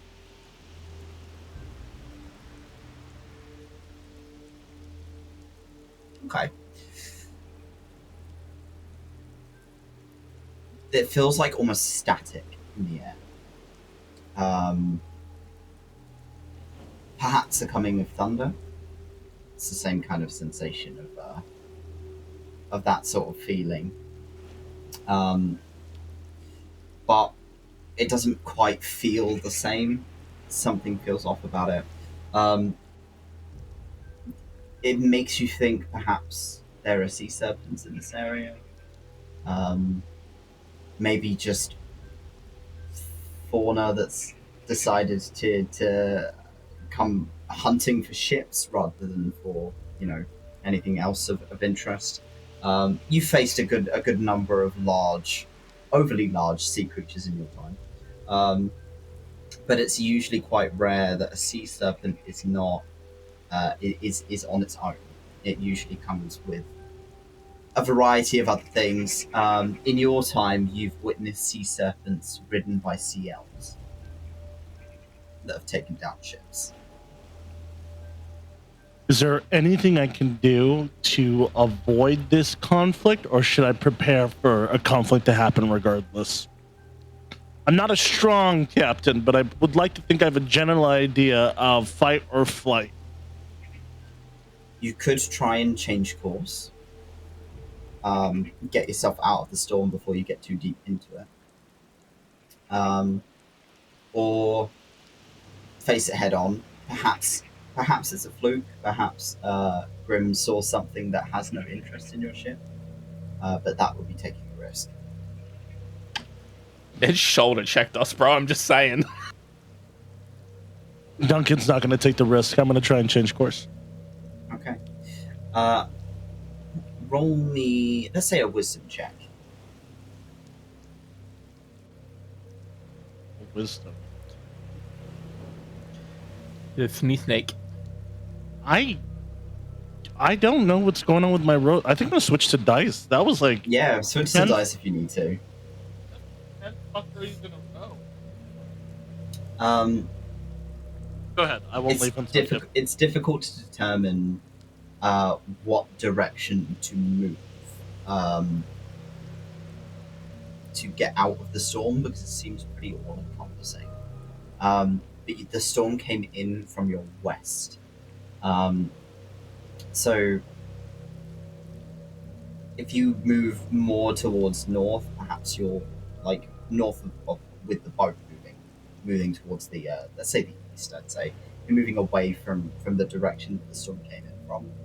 There's a likelihood that you can outrun it with the amount of wind that's kind of catching the sails. Yeah. It'll be is there anything I need to roll? But bumpy's better than dead. Yeah. Is there anything I need to roll for that? I'd say roll me another strength check. Let me go get my dice for this. Sounds like a plan.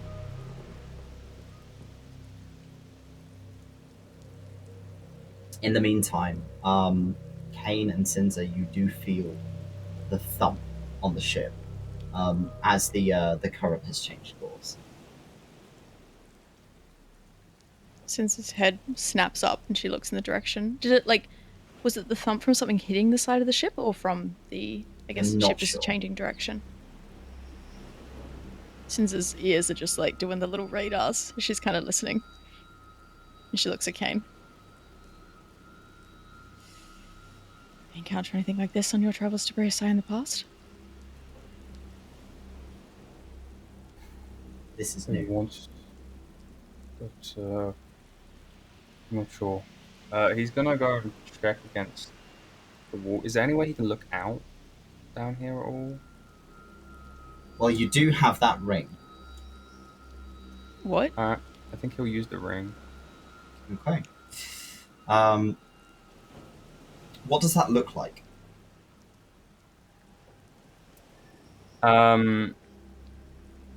It's almost like there is just his eye. Instead, it always has that dead fish look that has that glowing whiteness to it, but it goes the sclera kind of goes all black, and then instead it goes all pinpoint into one white dot in the middle, so the pupil is white and everything else kind of goes black slowly. And then he starts to kind of just scan everything, and he can see through the ship. Oh. You're muted, Topes. You're met with mostly blackness outside of the hull because it's water. But you do see a shape pass by you. It's long, very long, maybe a good 60 feet, as it just kind of trails past, almost this draconic shape of like a snake or a worm in the water. But something you do notice about it, that between its fins that are pushing it forward, there are 3 humanoid-shaped figures hanging onto it. Hanging on? Yes. From the almost the like riding end? it. Riding it. Yeah. Does it look like it's circling the ship? You don't see it again after it travels kind of past you. It travels past. So you don't know which direction it's moving. From where you can see it, it's just kind of moved into the blackness and gone. But you did get a glimpse of it. You can roll me a history check to see if you can determine what is on it. That's a 16. They're most likely sea elves, of which generally are almost like marauders.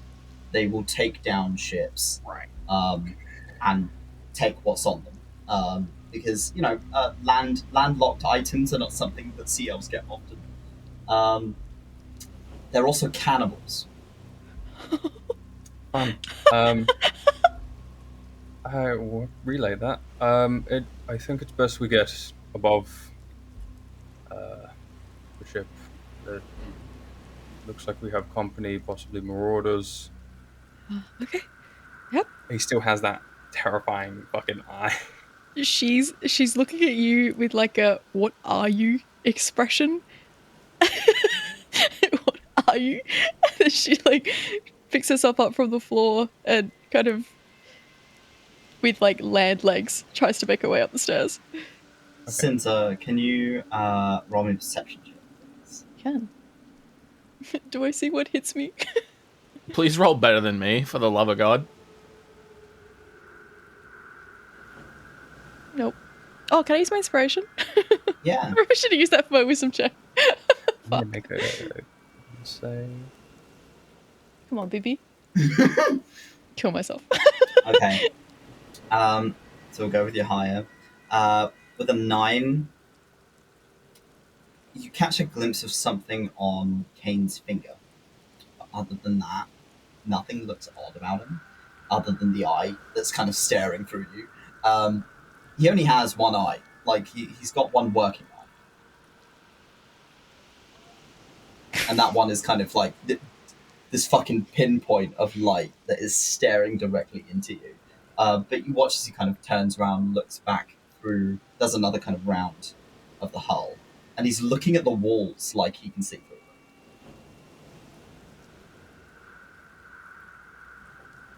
Sinza maybe stops like making her way up the stairs, and she kind of watches Cain with this squinted expression. Again, it's that like cautious curiosity. And she's gonna wait for him before she heads upstairs. Okay. He's kind of just checking everything as he goes in case anything's already on the ship or hiding. Are you checking Doesn't seem for like there's contraband? anything already in the Or secret hull. rooms. Stashes. Or secret rooms. It's a jarring sensation to be able to look through the wood as if it's not there. It doesn't feel like you're on the ship, because you can just see the open ocean around you. Yeah.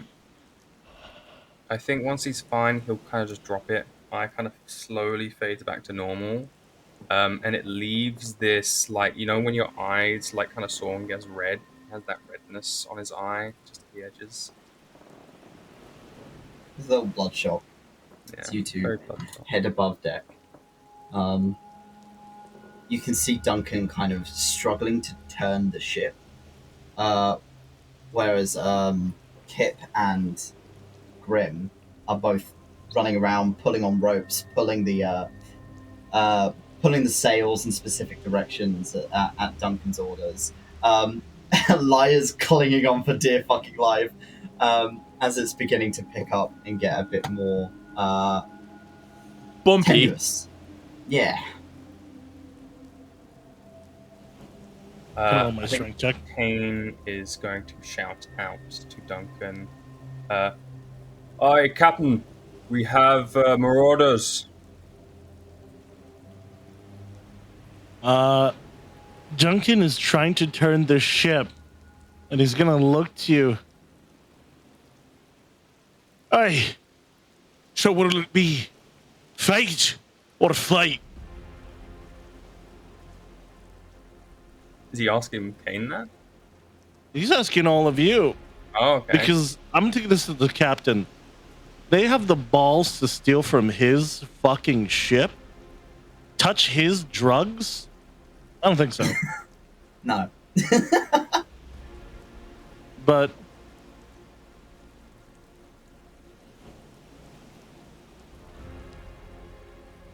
I mean, Lyre's borderline throwing up over the side of the ship with how fucking rocky So- it is. I'm just gonna roll. Can I roll the strength check to try? Yeah? Roll me another strength check. Icarus is The ship cat terrified. is howling. Chris is just sliding back and forth through the water. of the 19. ship. Icarus across the deck. 19, okay. It gets to a point where you just kind of shove the wheel as it begins to turn with the force of you kind of tensing all of your muscles. And the ship begins to rotate at a pace as you are beginning to move east instead.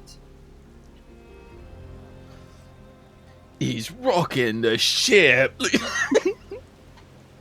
I'm just doing this on a bigger scale of what I did to Sinza. Pretty much. The ship is rocking a lot more than it was now that the waters are whipping against the sides of the ship. I'm going to need everyone apart from Duncan to make me a dexterity saving throw. Oh shit. Damn it. Let's go. Come on. Roll high. I mean, Yes. Okay. Hmm. Hey! Ooh, let's go, kids. So, all of you are able to keep yourselves upright as the ship begins to whip round. You watch as Kip hits the deck and slides across it. As Kip Can I goes try and grab sliding from one end to the other.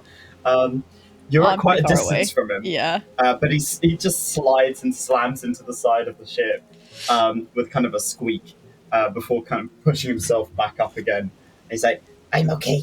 I'm fine. I'm fine. Pretty It's much, me yeah. every time I fall over. It's fine. Yep. So, Duncan, are you trying to outrun them? I'm trying to avoid a fight, at least given the conditions. If it was like calmer water, probably, but in this one, they'll have the advantage. And as much as I want to eat them, I gotta take an account of my cargo. I'll eat you, so. Is there anything we can do to assist Duncan with making the ship outrun these things? Like, if we ask Duncan, Yes, Duncan, you what can we do can. to help? Can we get some orders shouted at us?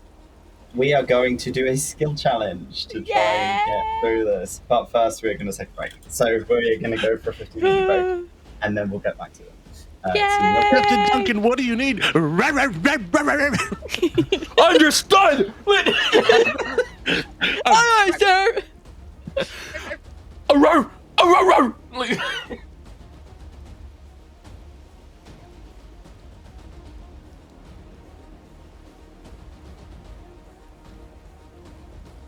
So we're going to do a skill challenge that gets you guys involved in trying to get the ship out of dangerous waters. So I will allow you to pick whatever skill you want. It can also be one of your main skills, so it can be strength, dex, etc., etc. If you would like to do that, you have to describe to me what you are doing and why that applies to the skill that you're doing. You have a DC for the whole party to beat. So all of you need to be able to, effectively, all of your rolls need to add up to that DC in order for this to pass. So we're going to start with the captain. Captain, what are you doing? Okay. Strength, definitely not my shit. So it has to be skill check, right?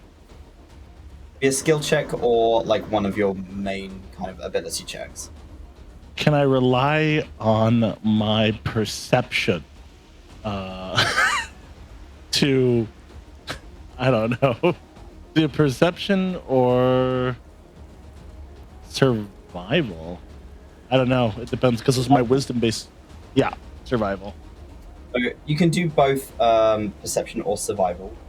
So your perception will be based on keeping an eye on what's happening around Yeah. the ship and navigating around it. Yeah, So if you want to do perception, you can do that. I'll do Roll me a perception. perception.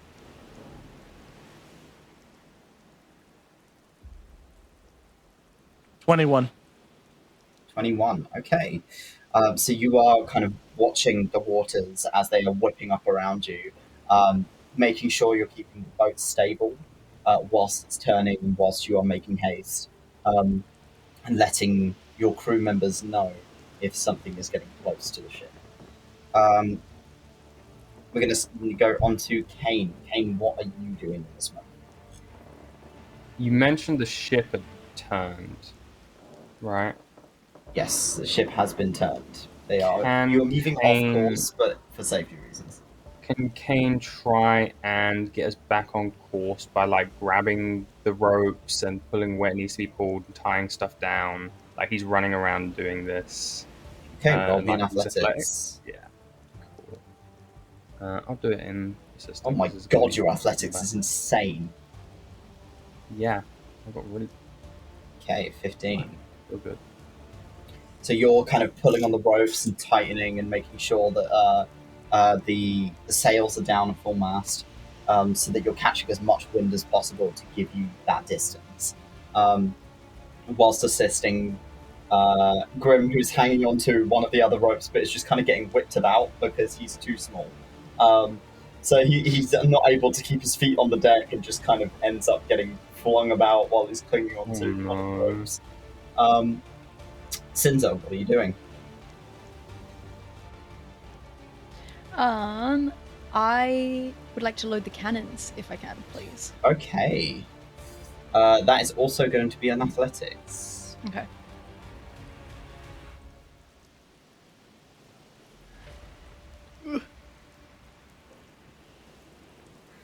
Okay. Those cannonballs are fucking heavier than you expected. The fact that Kip is able to pick them up is a miracle. As you manage to kind of pick one up and stumble backwards slightly at just how heavy this thing is, you are beginning to kind of help load in the cannons and prepare in case you need to. Do you have a tinderbox on your person?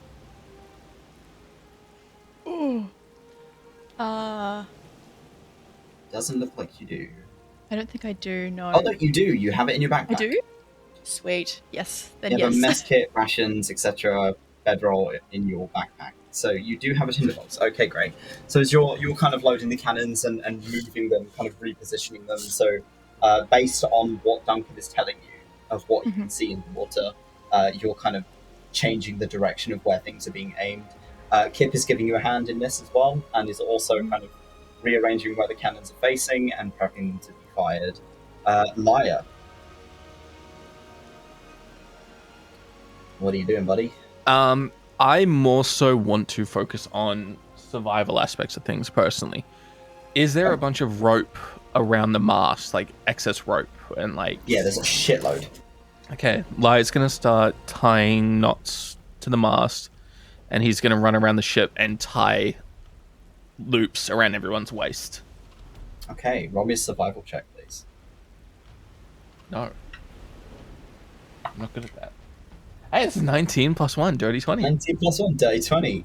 Okay, so I'm going to put that in the side chat just so we know what those are. So you kind of begin tying everyone down to prevent them from getting thrown off of the ship.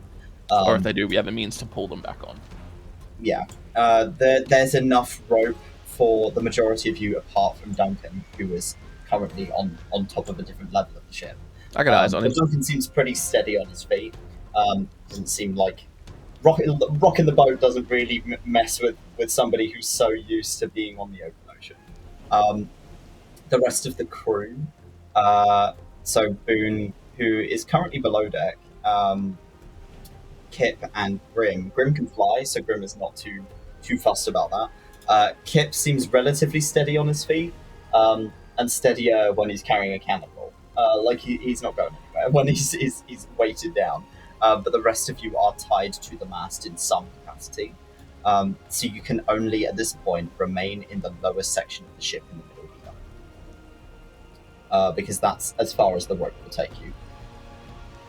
Let me do a little bit of calculating, and we'll see whether or not you guys have met the DC. It's also rope, so you can cut it and go if you need to. So yeah. So that is a 22, a 20, 15, 13. Okay. As you are all working together to make sure the ship gets to safer waters, all of you feel this rumble under the ship, as the Leviathan kind of moves under the ship, moves from one end to the other. You catch wind of a bright red fin kind of tapping out the water, and then moving back down. And it is huge. This thing could easily wrap itself around the ship and drag it under. But it's following you. It's interested. It's giving chase. But at the moment, it's not attacking. You are safely maneuvering it through these waters despite it giving chase. You guys met the DC and went over it by 10, so well done. The DC was 60, you reached 70. Sinza. There's fish on this ship, right? Yeah. Can I try and distract the Leviathan if I throw some fish overboard? I know that might be stupid, but it might distract it. If I throw a couple barrels of fish over the edge? You'd have to go below deck, bring them up, and then throw them over. And get very close to the edge. The deck is wet. Oh, God. You'd have to untie yourself, move below deck, and then get to the edge of the ship and throw it overboard. But you can try. And then deal with Grim for getting rid of all his fish. I'm gonna roll for it. If I Eesh. roll... Let's see, if I roll above a 10, I do it. Okay. Cool, yep. Yeah, you see So Sinza, she pulls her dagger and she slices it, and she slices the rope.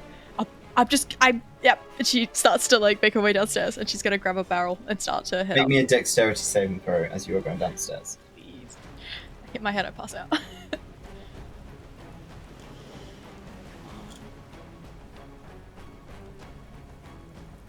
Your hoof slides on one of the steps, and you eat shit down the stairs. You take 5 points of bludgeoning damage as you hit the deck on the lower deck. But for the most part, you're fine. It just kind of hurt a bit. You're able to kind of find one of the barrels of fish. The fish is fresh. It seems like it's been hunted recently, and the smell is intense. As you manage to kind of grab one of these barrels, kind of close it off, pull it up over your shoulder, and begin to head back up the stairs. And you should make me another dex save as you try and go up the stairs with the barrel on your shoulder. Oh, God. So as you go up the stairs, your hoof slips again on the same step. This time you just kind of fall backwards, and all of the fish go with you. As you smash onto the floor, the barrel explodes. There's fish everywhere, and you take another 5 points of bludgeoning damage. Since laying on her back, covered in fish, she's just like, fucking... I mean, I have to commit now. So she's gonna get her ass back up. Oh my god. D&D when we make dumb decisions. Yeah, she's gonna try. She thinks this is a good idea. She's like, if I can make a distraction, this may work. So yeah, she's gonna collect to the barrel and try and make a way Another upstairs barrel. again. You're now stepping over fish that are now all over the inside of the deck. They're just kind of sliding around. It's wet. You pick up another barrel. You start to head up the stairs. Roll me another deck save, please. I don't want to do this. Can I have an advantage because I slipped on the same step again? Dude, I fucking bet. But if we get to camp, I'm gonna kill myself. Yes, you slip, but this time you manage to kind of catch your ground. As you're like, oh fuck, you have to kind of stop for a moment. As you're getting thrown about in the ship, especially below deck as the waves are hitting.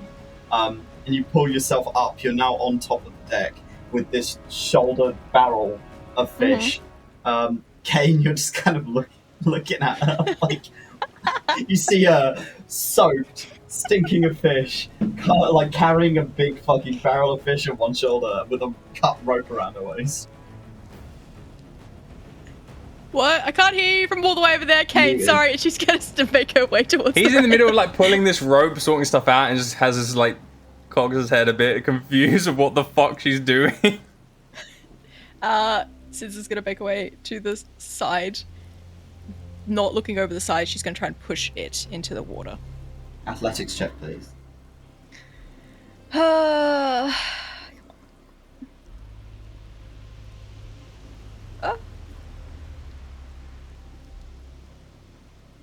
For fuck's sake. Nice. Rather Just than you roll pushing in it, real life. just kind of slides off of your shoulder and into the water. The barrel is still closed. It doesn't seem to stop. A mouth that appears Oh god. as this huge creature bounces out of the water. It's almost like eel-like jaw unhinged as you see rows of teeth appear around the side of the ship, snap around the barrel, and sink below the water again. Why are you fucking feeding it? I was trying to distract it. I thought maybe if we could buy ourselves some time.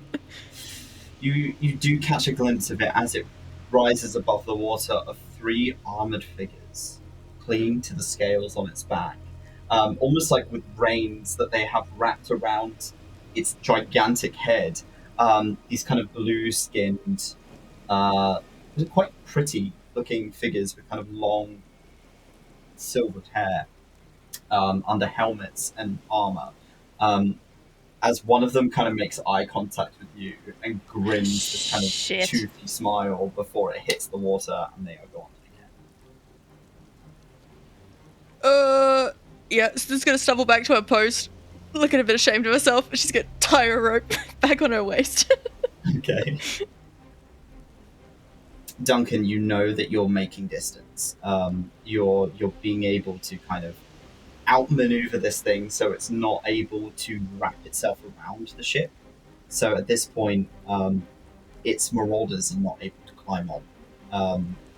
You are successfully navigating, though this thing is giving chase for the time being. Is there anything you want to do in the meantime whilst you are trying to make distance, or are you just focused on the travel? I have a crazy idea and a question. The cannonballs have the string, the wick sticking out of it, correct? Yeah.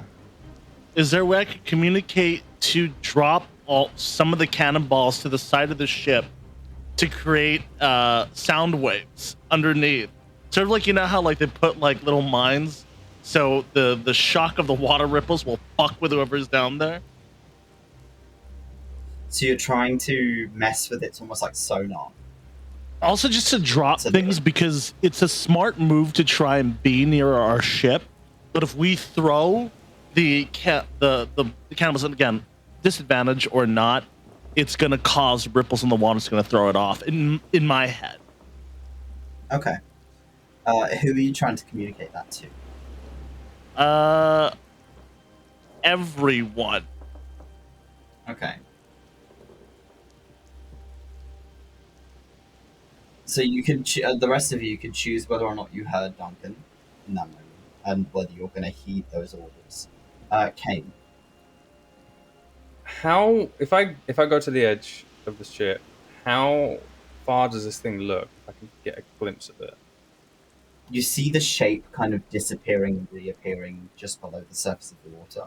So as it kind of dips under the ship, you lose track of it. But it is starting to like lag behind. You are definitely making distance of it. Okay. I think I'll save that until if it catches up or does anything. I'll just hold it ready because Cain's going to try and cast Enemies Abound if it starts catching up. Okay. Are you holding that action? I'm going to hold that, yeah. Alright. Okay, Lyre and Sinza, are you heeding Duncan's orders? So remind me, what are you trying to pull off here, Jade? Sorry. So, regardless of how you want to go about it, I'd say take the cannonball out and throw it to give enough space between the ship. Obviously, don't throw it over to the side because that's how you cause it to sink. But to light the cannonball and throw it over to the side of the ship, because this thing is swimming around our ship or trying to give chase. And I'm hoping that either we get lucky and hit it, or the sound wave and the shock will fuck with whatever is down there. Okay. I mean, you're trying to fire the cannon into the water. I think it's just the cannonball itself. So we Just light a it cannonball, out because like trying to aim. A cannonball is itself just is lead, not though. explosive. It's just lead. Oh, okay. So I thought it was like I mean, aim the cannon down if Cannon that's the is case. what causes. You can aim the cannon into the water and try and create some distance as well. You're more likely to get distance with that than trying to throw one of these things because they are. Yeah, then I'll change it because I thought it was like the cannonball, like the cartoon one where it has a thing sticking out of it. The So, only yeah, issue no, I just- have, only issue I have with this plan, Jay, is if we hit this thing, it's game over. Because as Toby mentioned beforehand, this thing can literally wrap around our ship, no worries. Why At the isn't moment, it? I think it's just scouting. We're in its territory, and it's seeing what we do. So if we leave it, and we carry on and just keep getting distance, it seems to be lagging behind. I just say Okay. we keep focusing on speed right now, personally. Then speed it is, because I don't want to fight a Leviathan right now unless I know I can eat it. Not right now. We're not high enough okay. level for that. No, So you not can. yet. So You're going to avoid firing the cannons into the water. For the Yeah. time being. Okay. You can keep your ammo, but as a so what are Lyre and Sinza doing in this moment? In the meantime, Lyre's gonna keep an eye on like knots and all that kind of stuff around the ship, making sure nothing's coming loose. I'm also gonna I'm not gonna prepare an action to cast anything, but I'm gonna be ready. I'm gonna keep a cocoon in my hand, just in case if just this prepping thing. in case you need to. Yeah, so if this thing lunges at us, I'm gonna cast something just so I've got the component ready. I'm gonna cast polymorph at it if it jumps at me. Okay. Okay. Sinza. I don't really want to pull my weapon or anything like that. Just because if it sees me pull a weapon, that may mean like game over. So Sinza, she has the Executioner's chain blade on her belt, and she's just going to try to steady herself from where she's standing. She just wants to put a hand on it, just in case it comes at us, basically. Okay. As you, Duncan, are holding the ship steady, you feel the rumble of this thing under the ship again, as it once again kind of pulls out of the water, almost like an orca moving up out of the water to make itself known to you. It's not attacking the ship directly, but the three figures on its back jump. Oh no. At its peak, and the three sort of make their way over, landing on the deck, weapons drawn. The Leviathan disappears again into the water. But there are now three sea elves armed to the teeth on your deck. I need everyone to roll me initiative. Bah! In the water.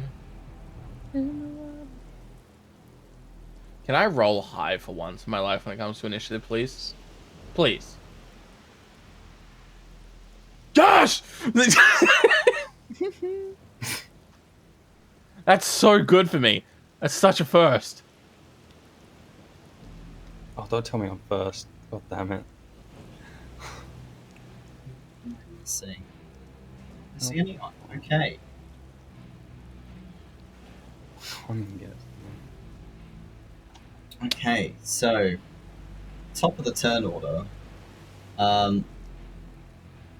As these three land on the ship, is Cain. You have a held action, Cain. Are you using? No, I don't. I think it's going to change now because, no, actually, would that count as something I've used like previously, or would it count towards my action of this turn? That won't count as your action this turn. Both you and Lyre Okay. have a held action. I will. Yeah, I'll cast that then. It's just the target's changed, say, to one of these, like this guy. So if I do that. Sorry, I'm not used to spells. Welcome, brother. Like, Welcome. There we go. Actually, you know what? I'm gonna have this Or don't. Okay, cool.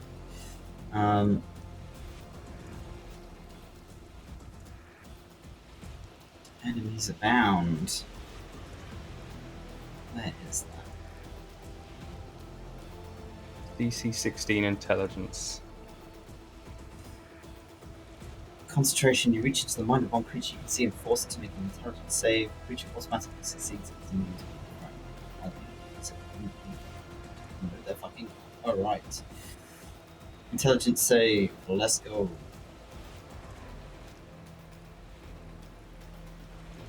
That is a 16. So it's a meet and beat.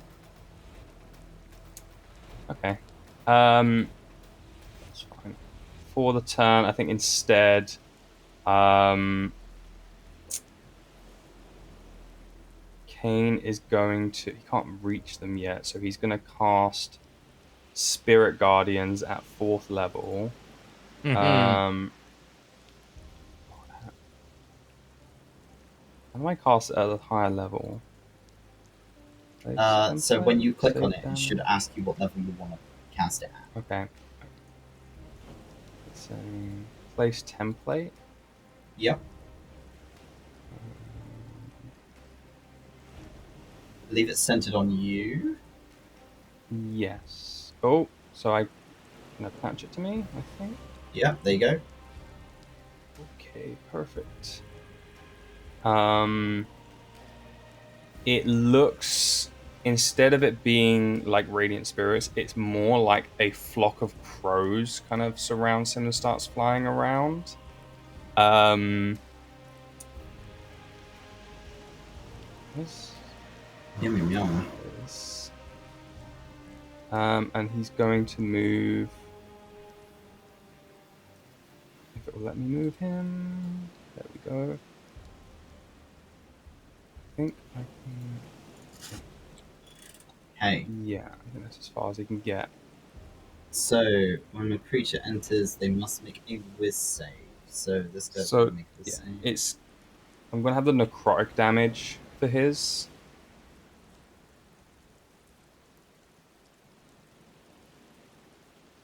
Okay, so this dude, the guy that you tried the enemies abound on, fails. Okay. So he takes, is it 4d8 necrotic? 4d8, yeah. So, So if you can roll me a 4d8, please.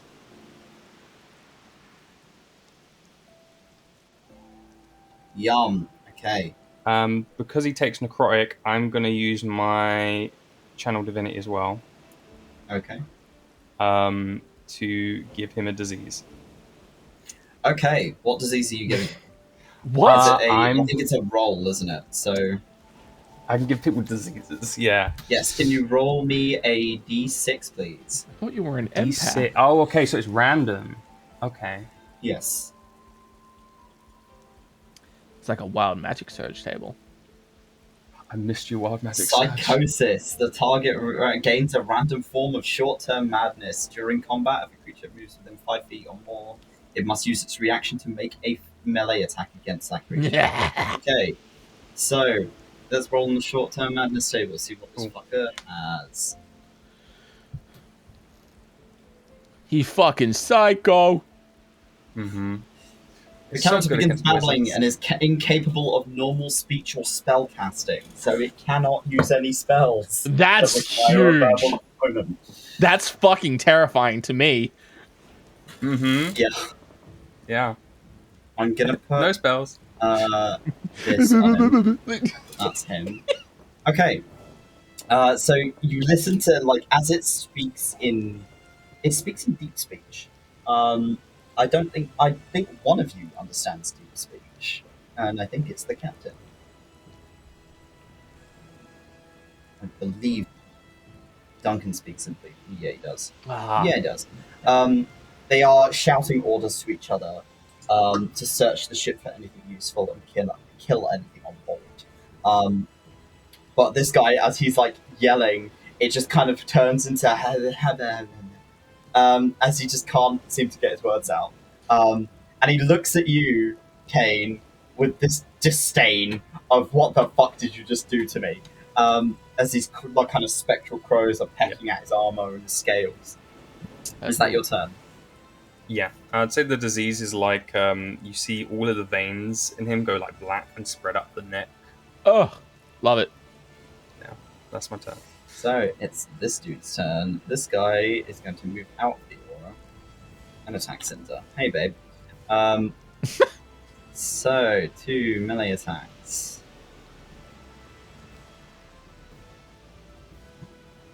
That's a 30 to hit on the first one. Huh? And a 17 to hit on the second. So both those attacks hit. You are going to take... Oh god, 18 points on the first swing as this short sword that's serrated down one edge just slashes into the side of you.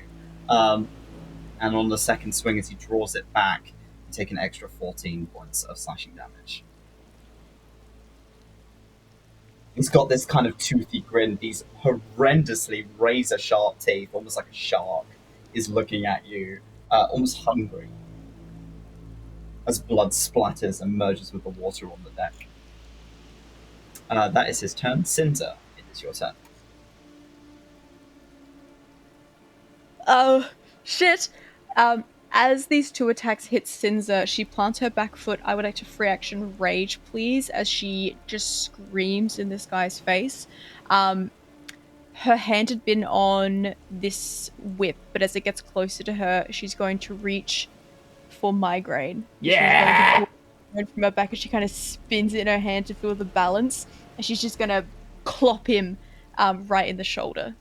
Let me add my Rage first. Done it, love. Oh, thank you, lovely. Let's hit him with the Migraine.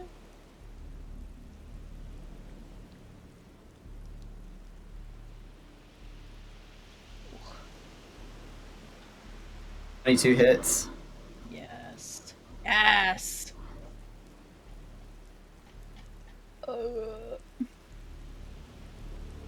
God, Migraine hits like a brick wall.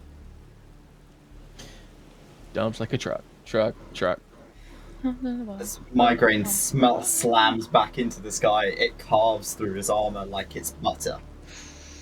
Ooh, okay. And for my second action, I'm going to use my Blood Maledict. As Sinza kind of spins Migraine in her hand, she runs the blade along her back, and as she does so, these like red runes start to form and carve into Migraine itself, like similar to the ones that she has in her blade, and spread across the handle and the axe itself.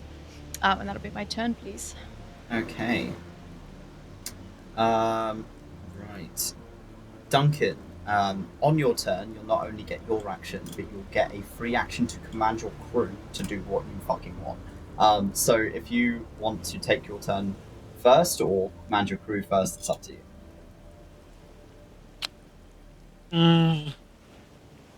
I'm gonna do this not because I know, like, I've seen them fight, but also because I miss Grim. Can I get Grim to join in on this? Yeah, if you want Grim to fight, then you can command Grim to fight. Yeah, I'll be like, So he I'll will see go the on the same fighting that turn is- as you in combat. okay.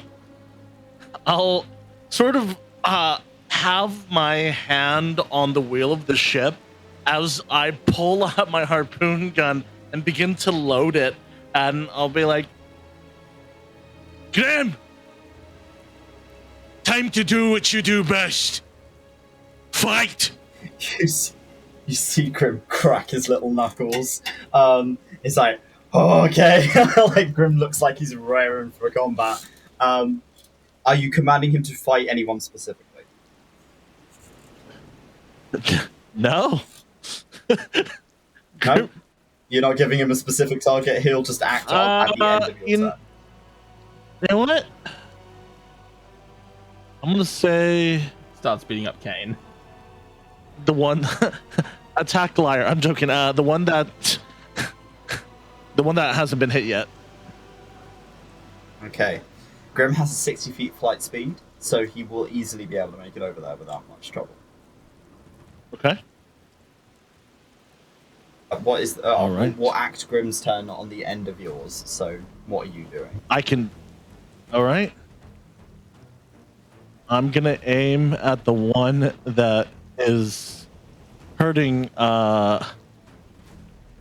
Sinza, and give me 1 second to. I'm just learning this creature now. See. Attack. Okay. Yeah. Creature. If it explodes. Okay. I'm going to aim. I'm going to bonus action Hunter's Mark him. Yum. Okay. Let me just cast that. I want to get used to this. Look on. Where is it? Hunter's Mark. Cast. And I'm going to cast that at first level. And now I am going to shoot my shot. Because you're at an elevated point, you've got a good angle here to shoot over the top of the other one, and hit the one that's targeting Sinza. Okay. So I'm gonna go ahead and shoot him. And hope I shoot.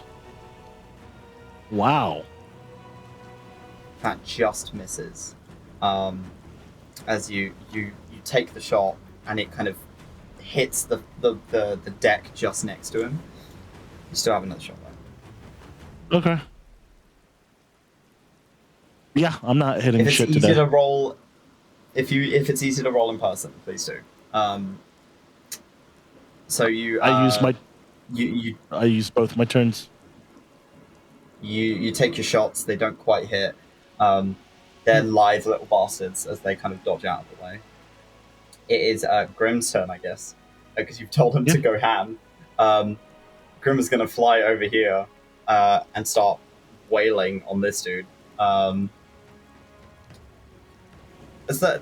best I could describe it is you see Grimm effectively attempting to claw this guy's eyes out. It doesn't seem to work because he's big enough, and then he gets his hands around the sides of this guy's head, and claps like his talons into the sides of the helmet, and there's this kind of ringing noise as he crits.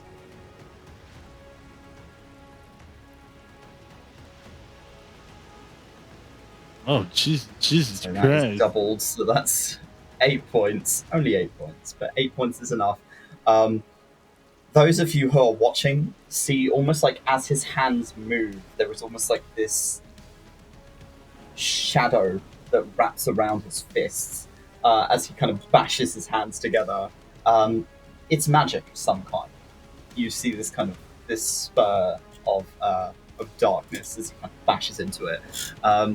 And the ring is loud enough that all of you can hear it, and you watch as the scout kind of stumbles a little bit. But other than that, it doesn't seem to take an awful lot of damage. It is that guy's turn. He is going to disengage.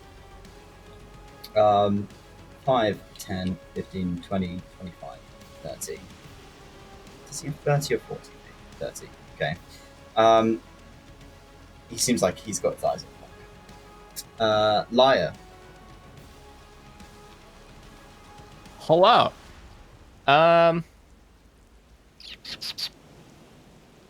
Yeah, we'll play strategic for now. Lyre is going to reach into his bag. Actually, first of all, I'm gonna tap my trident and I'm gonna activate my blade song just so I can get a bit of protection on myself, because I don't want to fucking die, Real.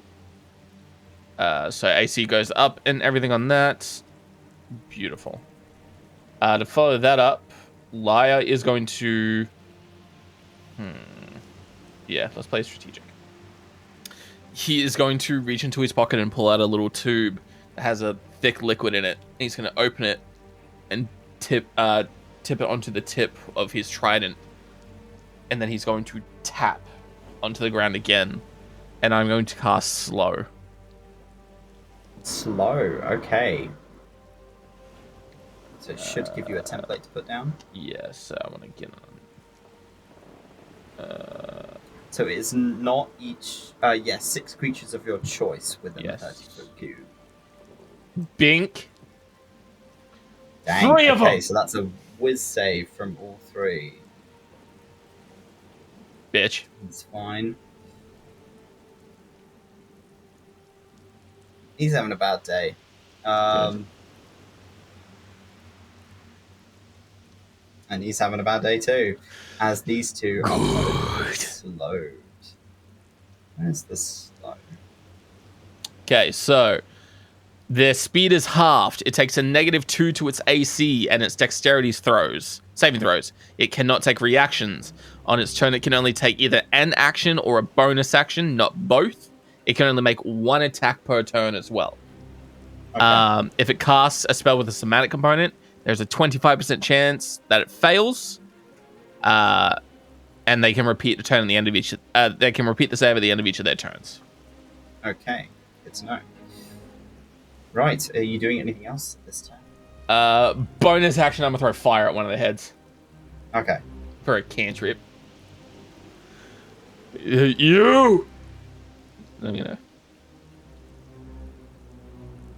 attack him. 19! Yeah, that hits. This guy's getting wailed by crows. He can't talk. He's now slowed, and you're setting him on fire. He's having a bad day. And I'm just gonna throw it at his head. As the fire kind of hits and like part of his hair catches on fire, he kind of slicks a hand through it to kind of put it out. And it puts it out, but also a chunk of his hair just comes off. Just burns it off. And he kind of babbles in your direction wordlessly, as he can't seem to get any of his words out. That would be my turn, Master Tobias. Okay. It's this dude's turn, as he has got to take another whiz save? Or is it on your turn? I believe it's on your turn. That he will take the Spirit Guardian's damage again. So he is just going to get close to you. He's slowed, so he can only take 1 attack. Dang, It's not Toby, gonna hit, calm though. down. You fucking... I know, right? Fuck me. Cain, you take 8 points of slashing damage as the serrated blade hits you and kind of carves through you. I'm going to DM you something in your whispers very briefly.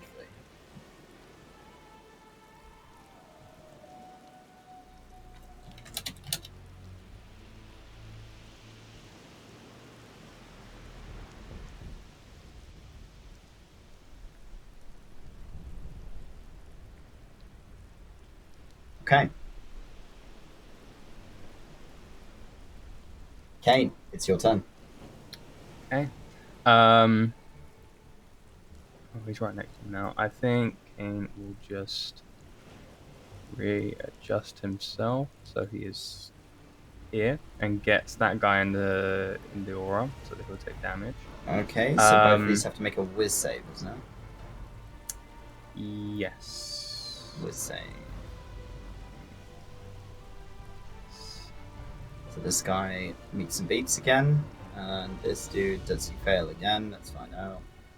Yes, he does. So he takes 4d8 necrotic if you can roll that. Please. Okay. 48. Boom. Do they still take half damage with Spirit Guardians or no? Let me double check because I've got so much on here I haven't used.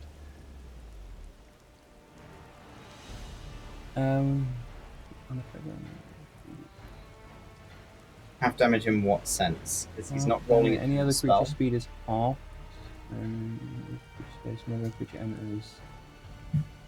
Whiz on a fail save, the damage on a successful takes half as much damage. Okay. Okay, good to know. Sorry about that. So you take Get your damage, boy. damage. 13. Take it. Scroll up and see if I can give him the damage from the previous one as well.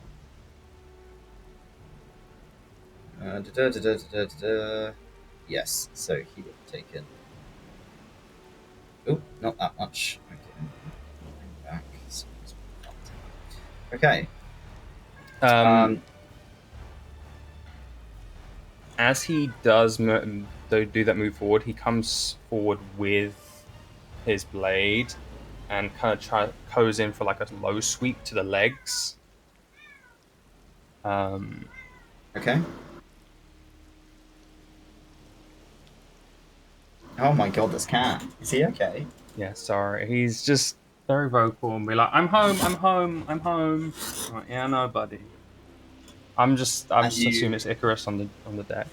Oh. As you swing guillotine, he jumps over. Okay. I don't think I have. Yeah, I don't think I have anything like extra attack. I don't think you have extra attack at this stage. No, because I don't have that. That's fine. I will just no, a bonus action guidance myself. Okay. Give Just yourself in case. guidance. It is this guy's turn. He's going to swing on Sinza again. However, again, only one attack.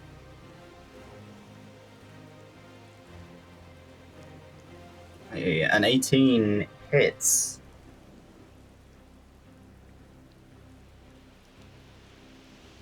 You take half damage, which is already applied, so you only take 4 points of damage as it swings against you. This time, your anger is kind of suppressing some of that rage, or some of that injury, sorry. So you do not take as much damage. Sinza, it is your turn. Hello. Sorry, from my last turn, I meant to use my Crimson Right, not my Blood Maledict. Sorry. So, Right. Okay.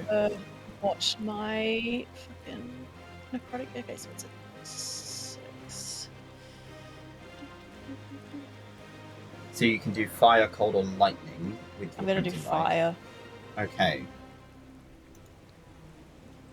So this will be damage for myself for that. Sorry.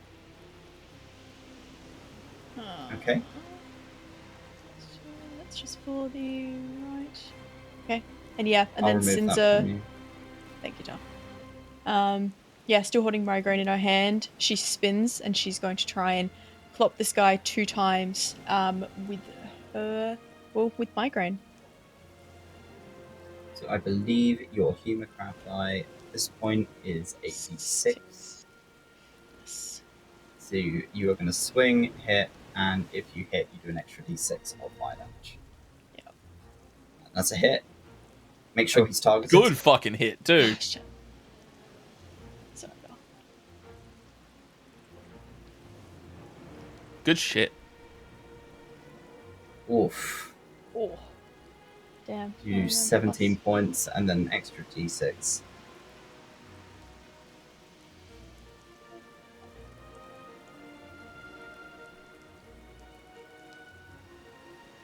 Do you want me to roll that for you? Or are you good?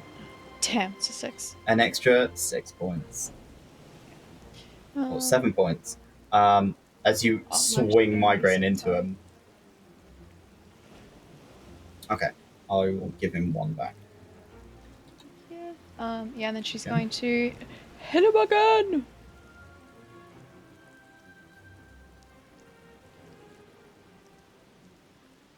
That's a miss. As you swing a second time and he dodges out of the way.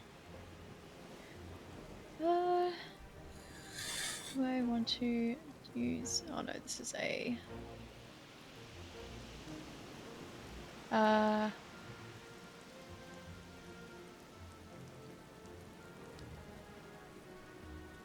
Yes, that'll be my turn. Sorry, just want to check something really quickly. Yeah, that's my turn. Duncan, it is you and your crew. Okay. I'm gonna have because this one this one was the one that he hit, right? Yes. I'm gonna have Grim maintain on that one. And it my hunter's mark is already there. Do I have to burn another spell slot to remove it and put it on this one? It's a bonus action to move it. So Okay, you don't have to then- recast it, but you will have to move it using a bonus action. Okay, then I'm gonna go bonus action, move it onto this one. Got to here. There we go. Here you go. And I'm going to. This one only has a short sword, correct? It's not like a spear. I can see that. It's just a short sword, yeah. Okay, I'm gonna get some distance. Say right around here. Yep. Okay. You have advantage as Grim is flanking. Oh, very good. Okay. Yeah, that's a hit. Okay. It's gonna be that on top of my creature feature, my special feature, The creature feature, featuring the creature. which is my That's an extra D8. an extra D8, and I can only do that once per turn. I can when you hit a creature, the creature takes an extra 1d8, plus my hunter's mark. Which is a D6. So roll a D6 and So- a D8. Can I roll them at the same time? Yep.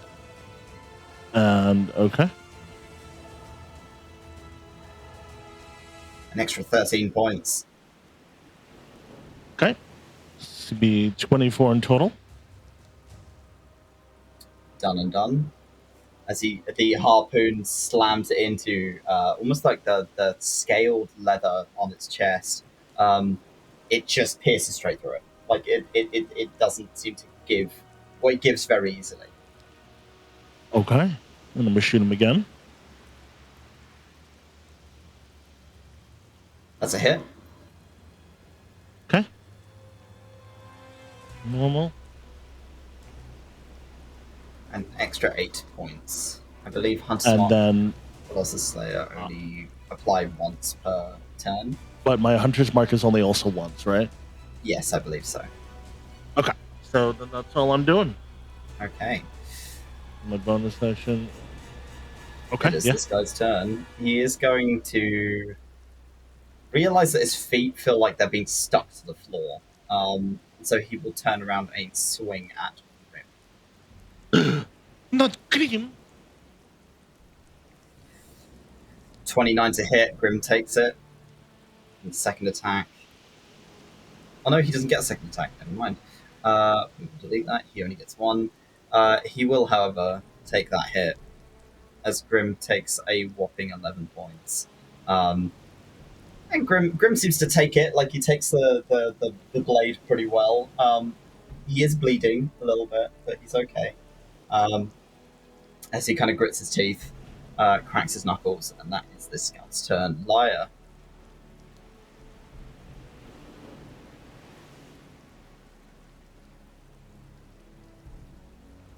You're muted, bud. Yay! Yay! It was basically what I was saying. I need to be faster. I need to get closer. So what I'm going to do, Master Tobias. Is that prepared? I think so. Oh yes, they do need to make their saves for the slow. Oh shit, yes, I need to roll with saves on these guys. Hold on. Where's... That's a fail from him. And where's on this guy? I realised the one that attacked Sinza also is not slowed, so he would have gotten a second attack. Both of them fail, however. So these two are still slow, but this guy is not. Do you want to take your second attack real quick? Yeah, I might do. Speedrun a second attack on Cinder, just for haha. That's a hit. Cinder, you take 5 points of slashing damage on his second attack. Okay, Lyre. Are we, just because the measurement things change for me?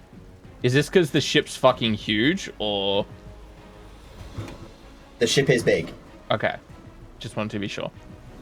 Can't really do much. This is a very wide open space.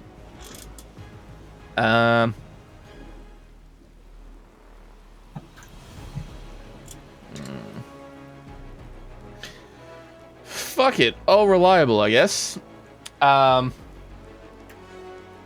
Is there like a wood chip or a splinter near me at all? Out of I curiosity. mean, the whole ship's made of wood. Can I pick a splinter off of something? Yeah. Yeah. Cool. Lyre's gonna pick a splinter and then look at the guy that's near Sinza. And he's gonna toss up the splinter and swing the trident, and I'm gonna cast catapult with the splinter. Oh boy. Okay. As it pings off towards him. Make a dexterity saving throw, please. That is a miss. He is failed miserably.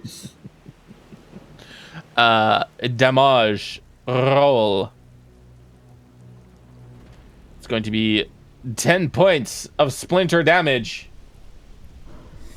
As this splinter sinks into the side of its helmet, it's almost like a bullet has passed through the helmet and sunk into his temple. As there's this hole where the splinter has passed through the metal. And his head kind of snaps to the side and begins to bleed quite heavily as his head kind of turns towards you and he makes eye contact with you. Cool. I'm going to start walking a little bit closer. And as I do... what is this?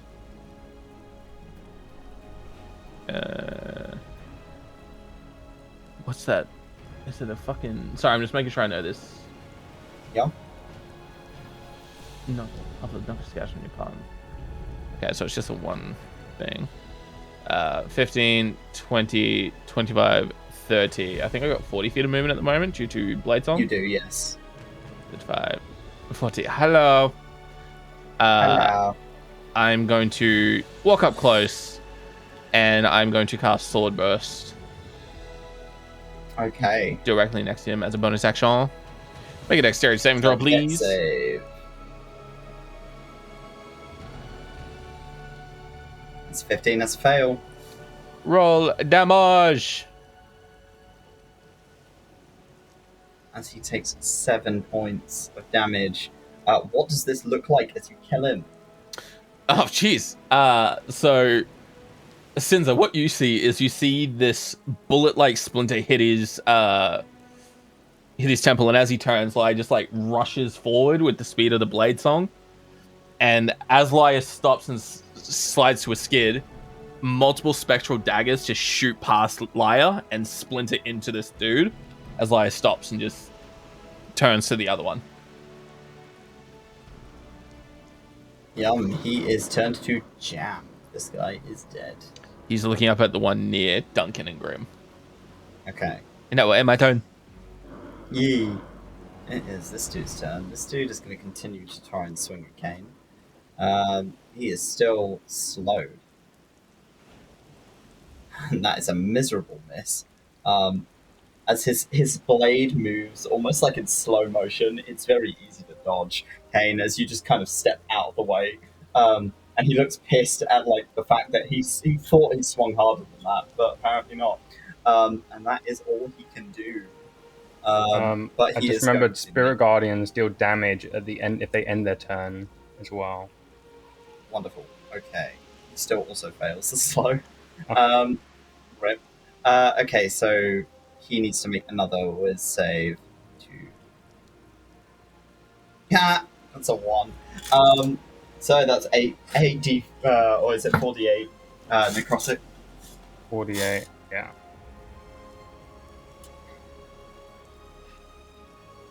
What does this look like as the crows tear this guy limb from limb? With him like slowed and like Cain just stepping out of the way of the blade, he's just gonna react by just grabbing him by the throat and just kind of like lifting him up just enough off the floor, and then just let the crows take him out as they just tear him apart. and he'll just drop whatever's left. His bits of flesh are ripped off of him as the crows spare no mercy, tearing him to pieces, and you drop the corpse as he bleeds out onto the deck. And that, are you doing anything else this turn? I will. Ooh, how far is that? It's our spirit guardians. You'll have to go up the stairs. This is upper lip. Yeah, I wouldn't be able to reach it, but I can guiding bolt and give someone advantage. Okay. You know what? I'm gonna.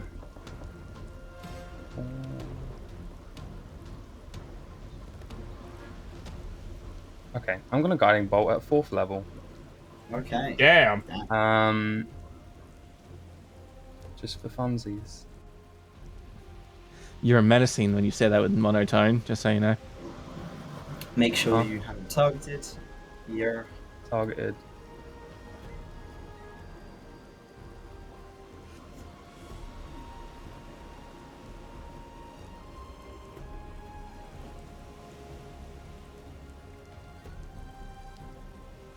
it's a miss. As the bolt kind of moves, he kind of swings his blade and cuts the bolt in half. Oh wait, could I use my guidance that I cast on myself? Oh yeah, you can. Perfect. He's got a DC or like a DC damage, doesn't he? So that's a meet and beat. Oh shit, nice. So roll your damage for me, please.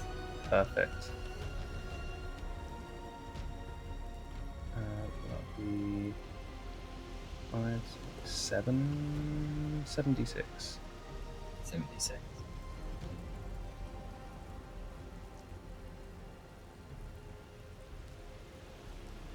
So he takes 20 points, and is suddenly hit with this kind of almost like glittering light, as his the next attack against him with advantage. Cain, what's your guiding bolt?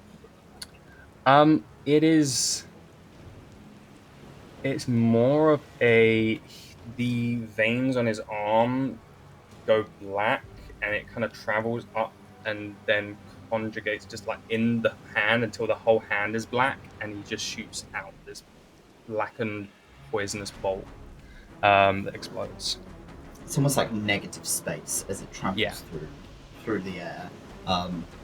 Blacker than black, something you can't. It almost like seeps light into it as it hits him, and leaves this kind of scorch mark on him. But it shimmers despite. Is that your turn?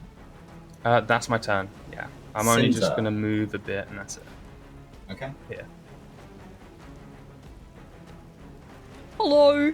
Sinza, I guess seeing Lyre run to her side, she kind of gives Lyre like a little nod, and she is going to put Migraine on her back, and she pulls the executioner's whip, and she kind of spins it around her body and cracks it through the air, and she's going to dart forward. I can't get all the way, but I can get to, I think, just shy of 10 feet of him. 5, 10, I think I can get here. And yeah, she's going to send this whip out, aiming for his throat, as she cracks it out in front of her. Okay. Executioner's Chainblade, let's go. Well, baby. Is it at advantage, did you say, because of Cain? Yes, so that attack will have advantage because of Cain. Thank God it's at advantage.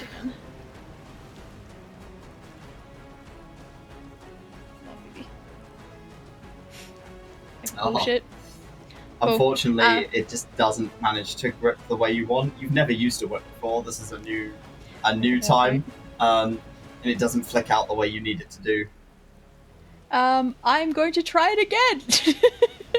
Don't knock until you try it. This one is not at advantage. That's yes. I think it's until they're hit, Toby. Is it? If you want to double check, Dex. I will double check that. It's until the next attack, right? The next attack roll made against it before the end of your next turn has advantage. Oh, okay, never mind then. It doesn't specify, so.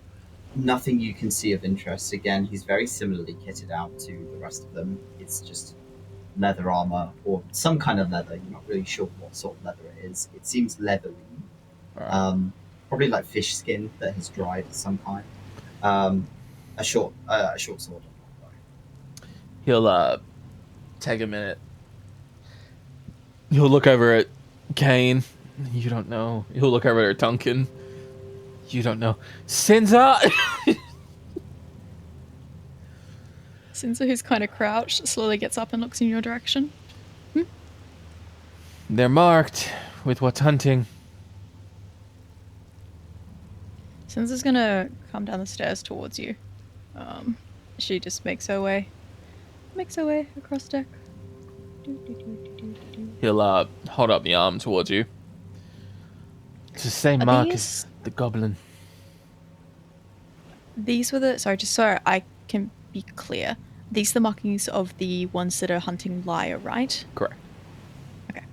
Yeah. Yeah, Sinza's going to kind of collect the arm and kind of look it over and then look at Lyre. Okay. You're right, they didn't mark you at all? What do you mean? Like tracking or anything like that?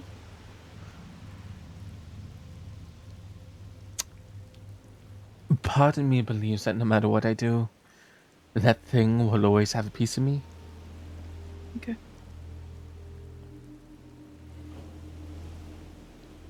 Actually, that's a good point. Lyre's just gonna paranoidly just start looking over his body. What are you looking for? Marks, tattoos, or like a marking from that son of a fuck.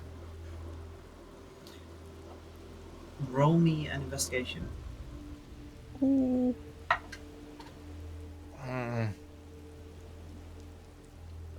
+5. Again, 15. With your scales, you can't tell.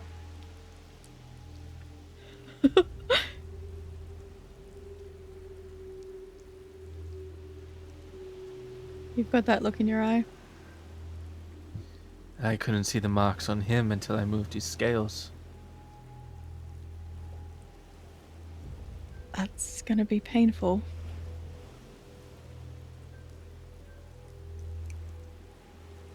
If it's something you want to be certain of, I will assist where I can, but...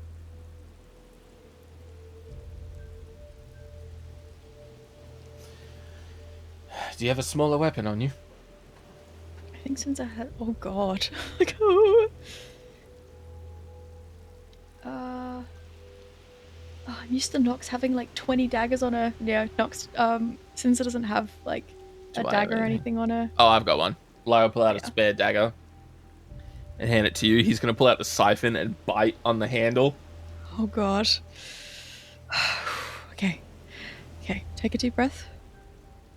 We're going to do it on 3, okay? 1, 2, and on 2 she slices. So I believe a dagger's damage is D4, D6? D4 plus 2. So we're gonna roll a 4. I dare you. Oh. Oh. So you take 5 points of damage, Lyre, as you skin a section of his arm. And it's unpleasant at best. Like the sound is like when you're at a butcher's and they are skinning fish. It's just kind of this rattle of scales that hit the deck. And sure enough, underneath your skin is a series of very faint patterns.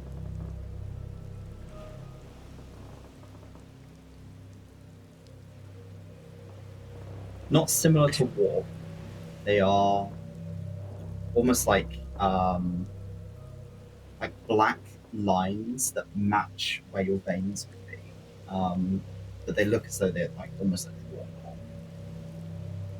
Finger painted.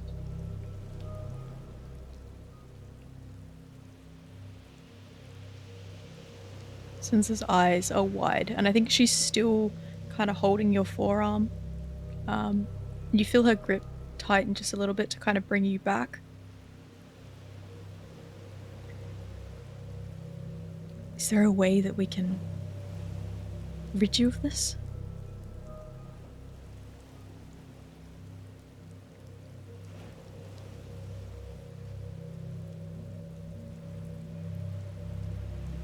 I don't know.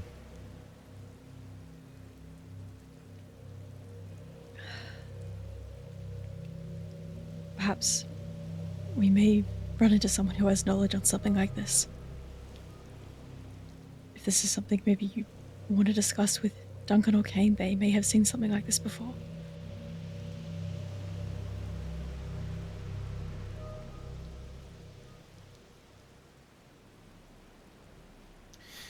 Maybe. Lyre's gonna pull out like a rag that he has and just start wrapping up his arm as well. Beads of kind of pale, or like dark blue blood are kind of stemming from where your scales have been ripped out, so you can kind of patch it up.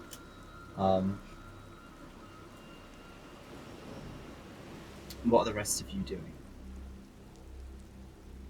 Do either of you need any healing?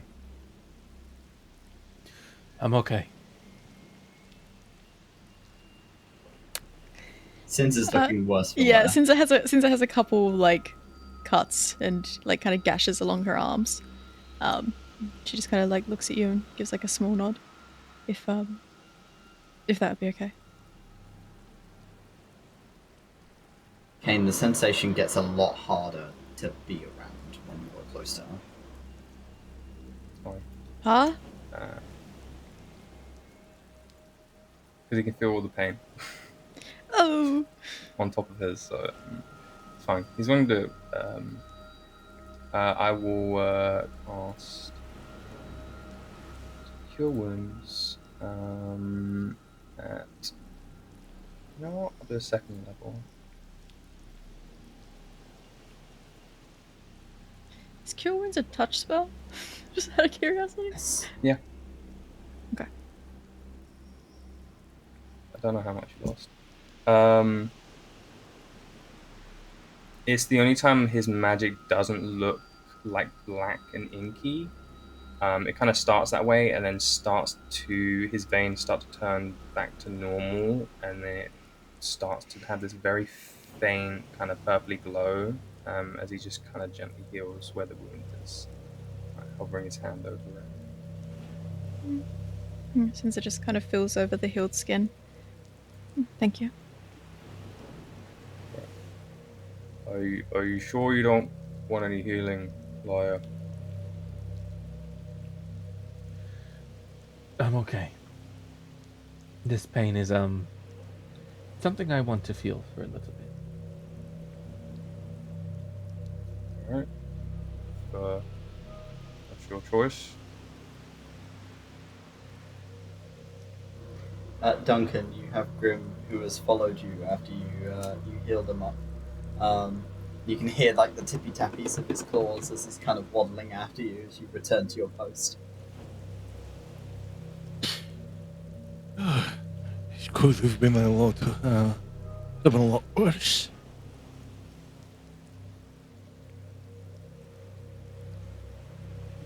Grim likes a good fight. I can tell. How's your wing? Kind of flaps it. You can see there's a bit of a scar kind of through some of his feathers, but he's got a myriad of them already. It doesn't seem to bother him particularly. Grim does not mind. That's good. I'd hate it if you got hurt any more than you usually do, though. I'd imagine the amount of recreational drugs that you carry on you would suffice, but I digress. Does Captain want drugs? As he kind of pulls his robe. Unfortunately, as I am the person driving the ship, the last thing I want to do is sail under the influence. An SUI would not be good on my record, that's for sure. Grim has done that. This is why Grim is wanted.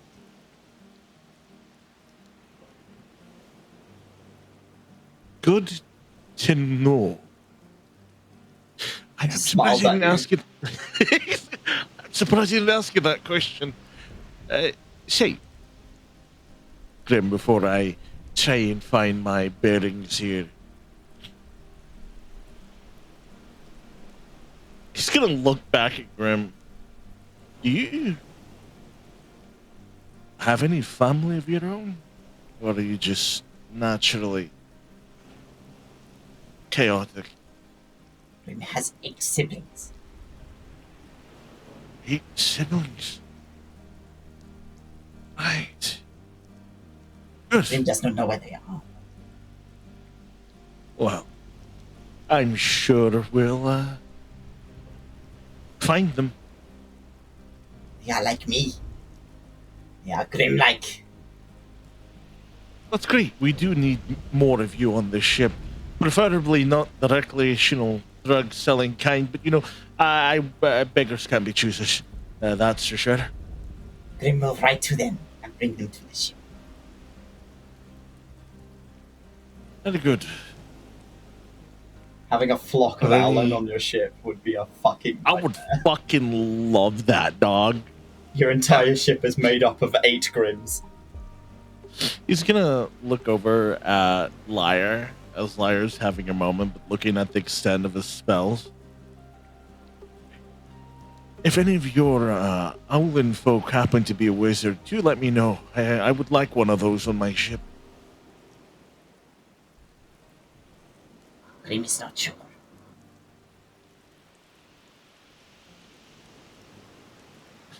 Always a possibility. Grim's mama is an alchemist.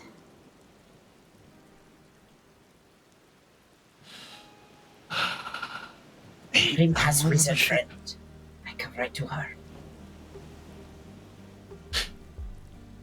Love to have her on board. She might puke. Not a good sailor. We have a bucket. Grim will write. And Grim starts like bimbling off to go and find something to write. He appears, he vanishes below deck. I'm gonna pay attention to up ahead, try and bring us back on course as much as possible. I know we did sort of trail off. As you begin to realign the ship and head back onto course towards Bria Scye, that is where we are going to end our session. Yippee! Thank you very much for playing, and thank you for watching, and we'll see you all next week. Bye-bye!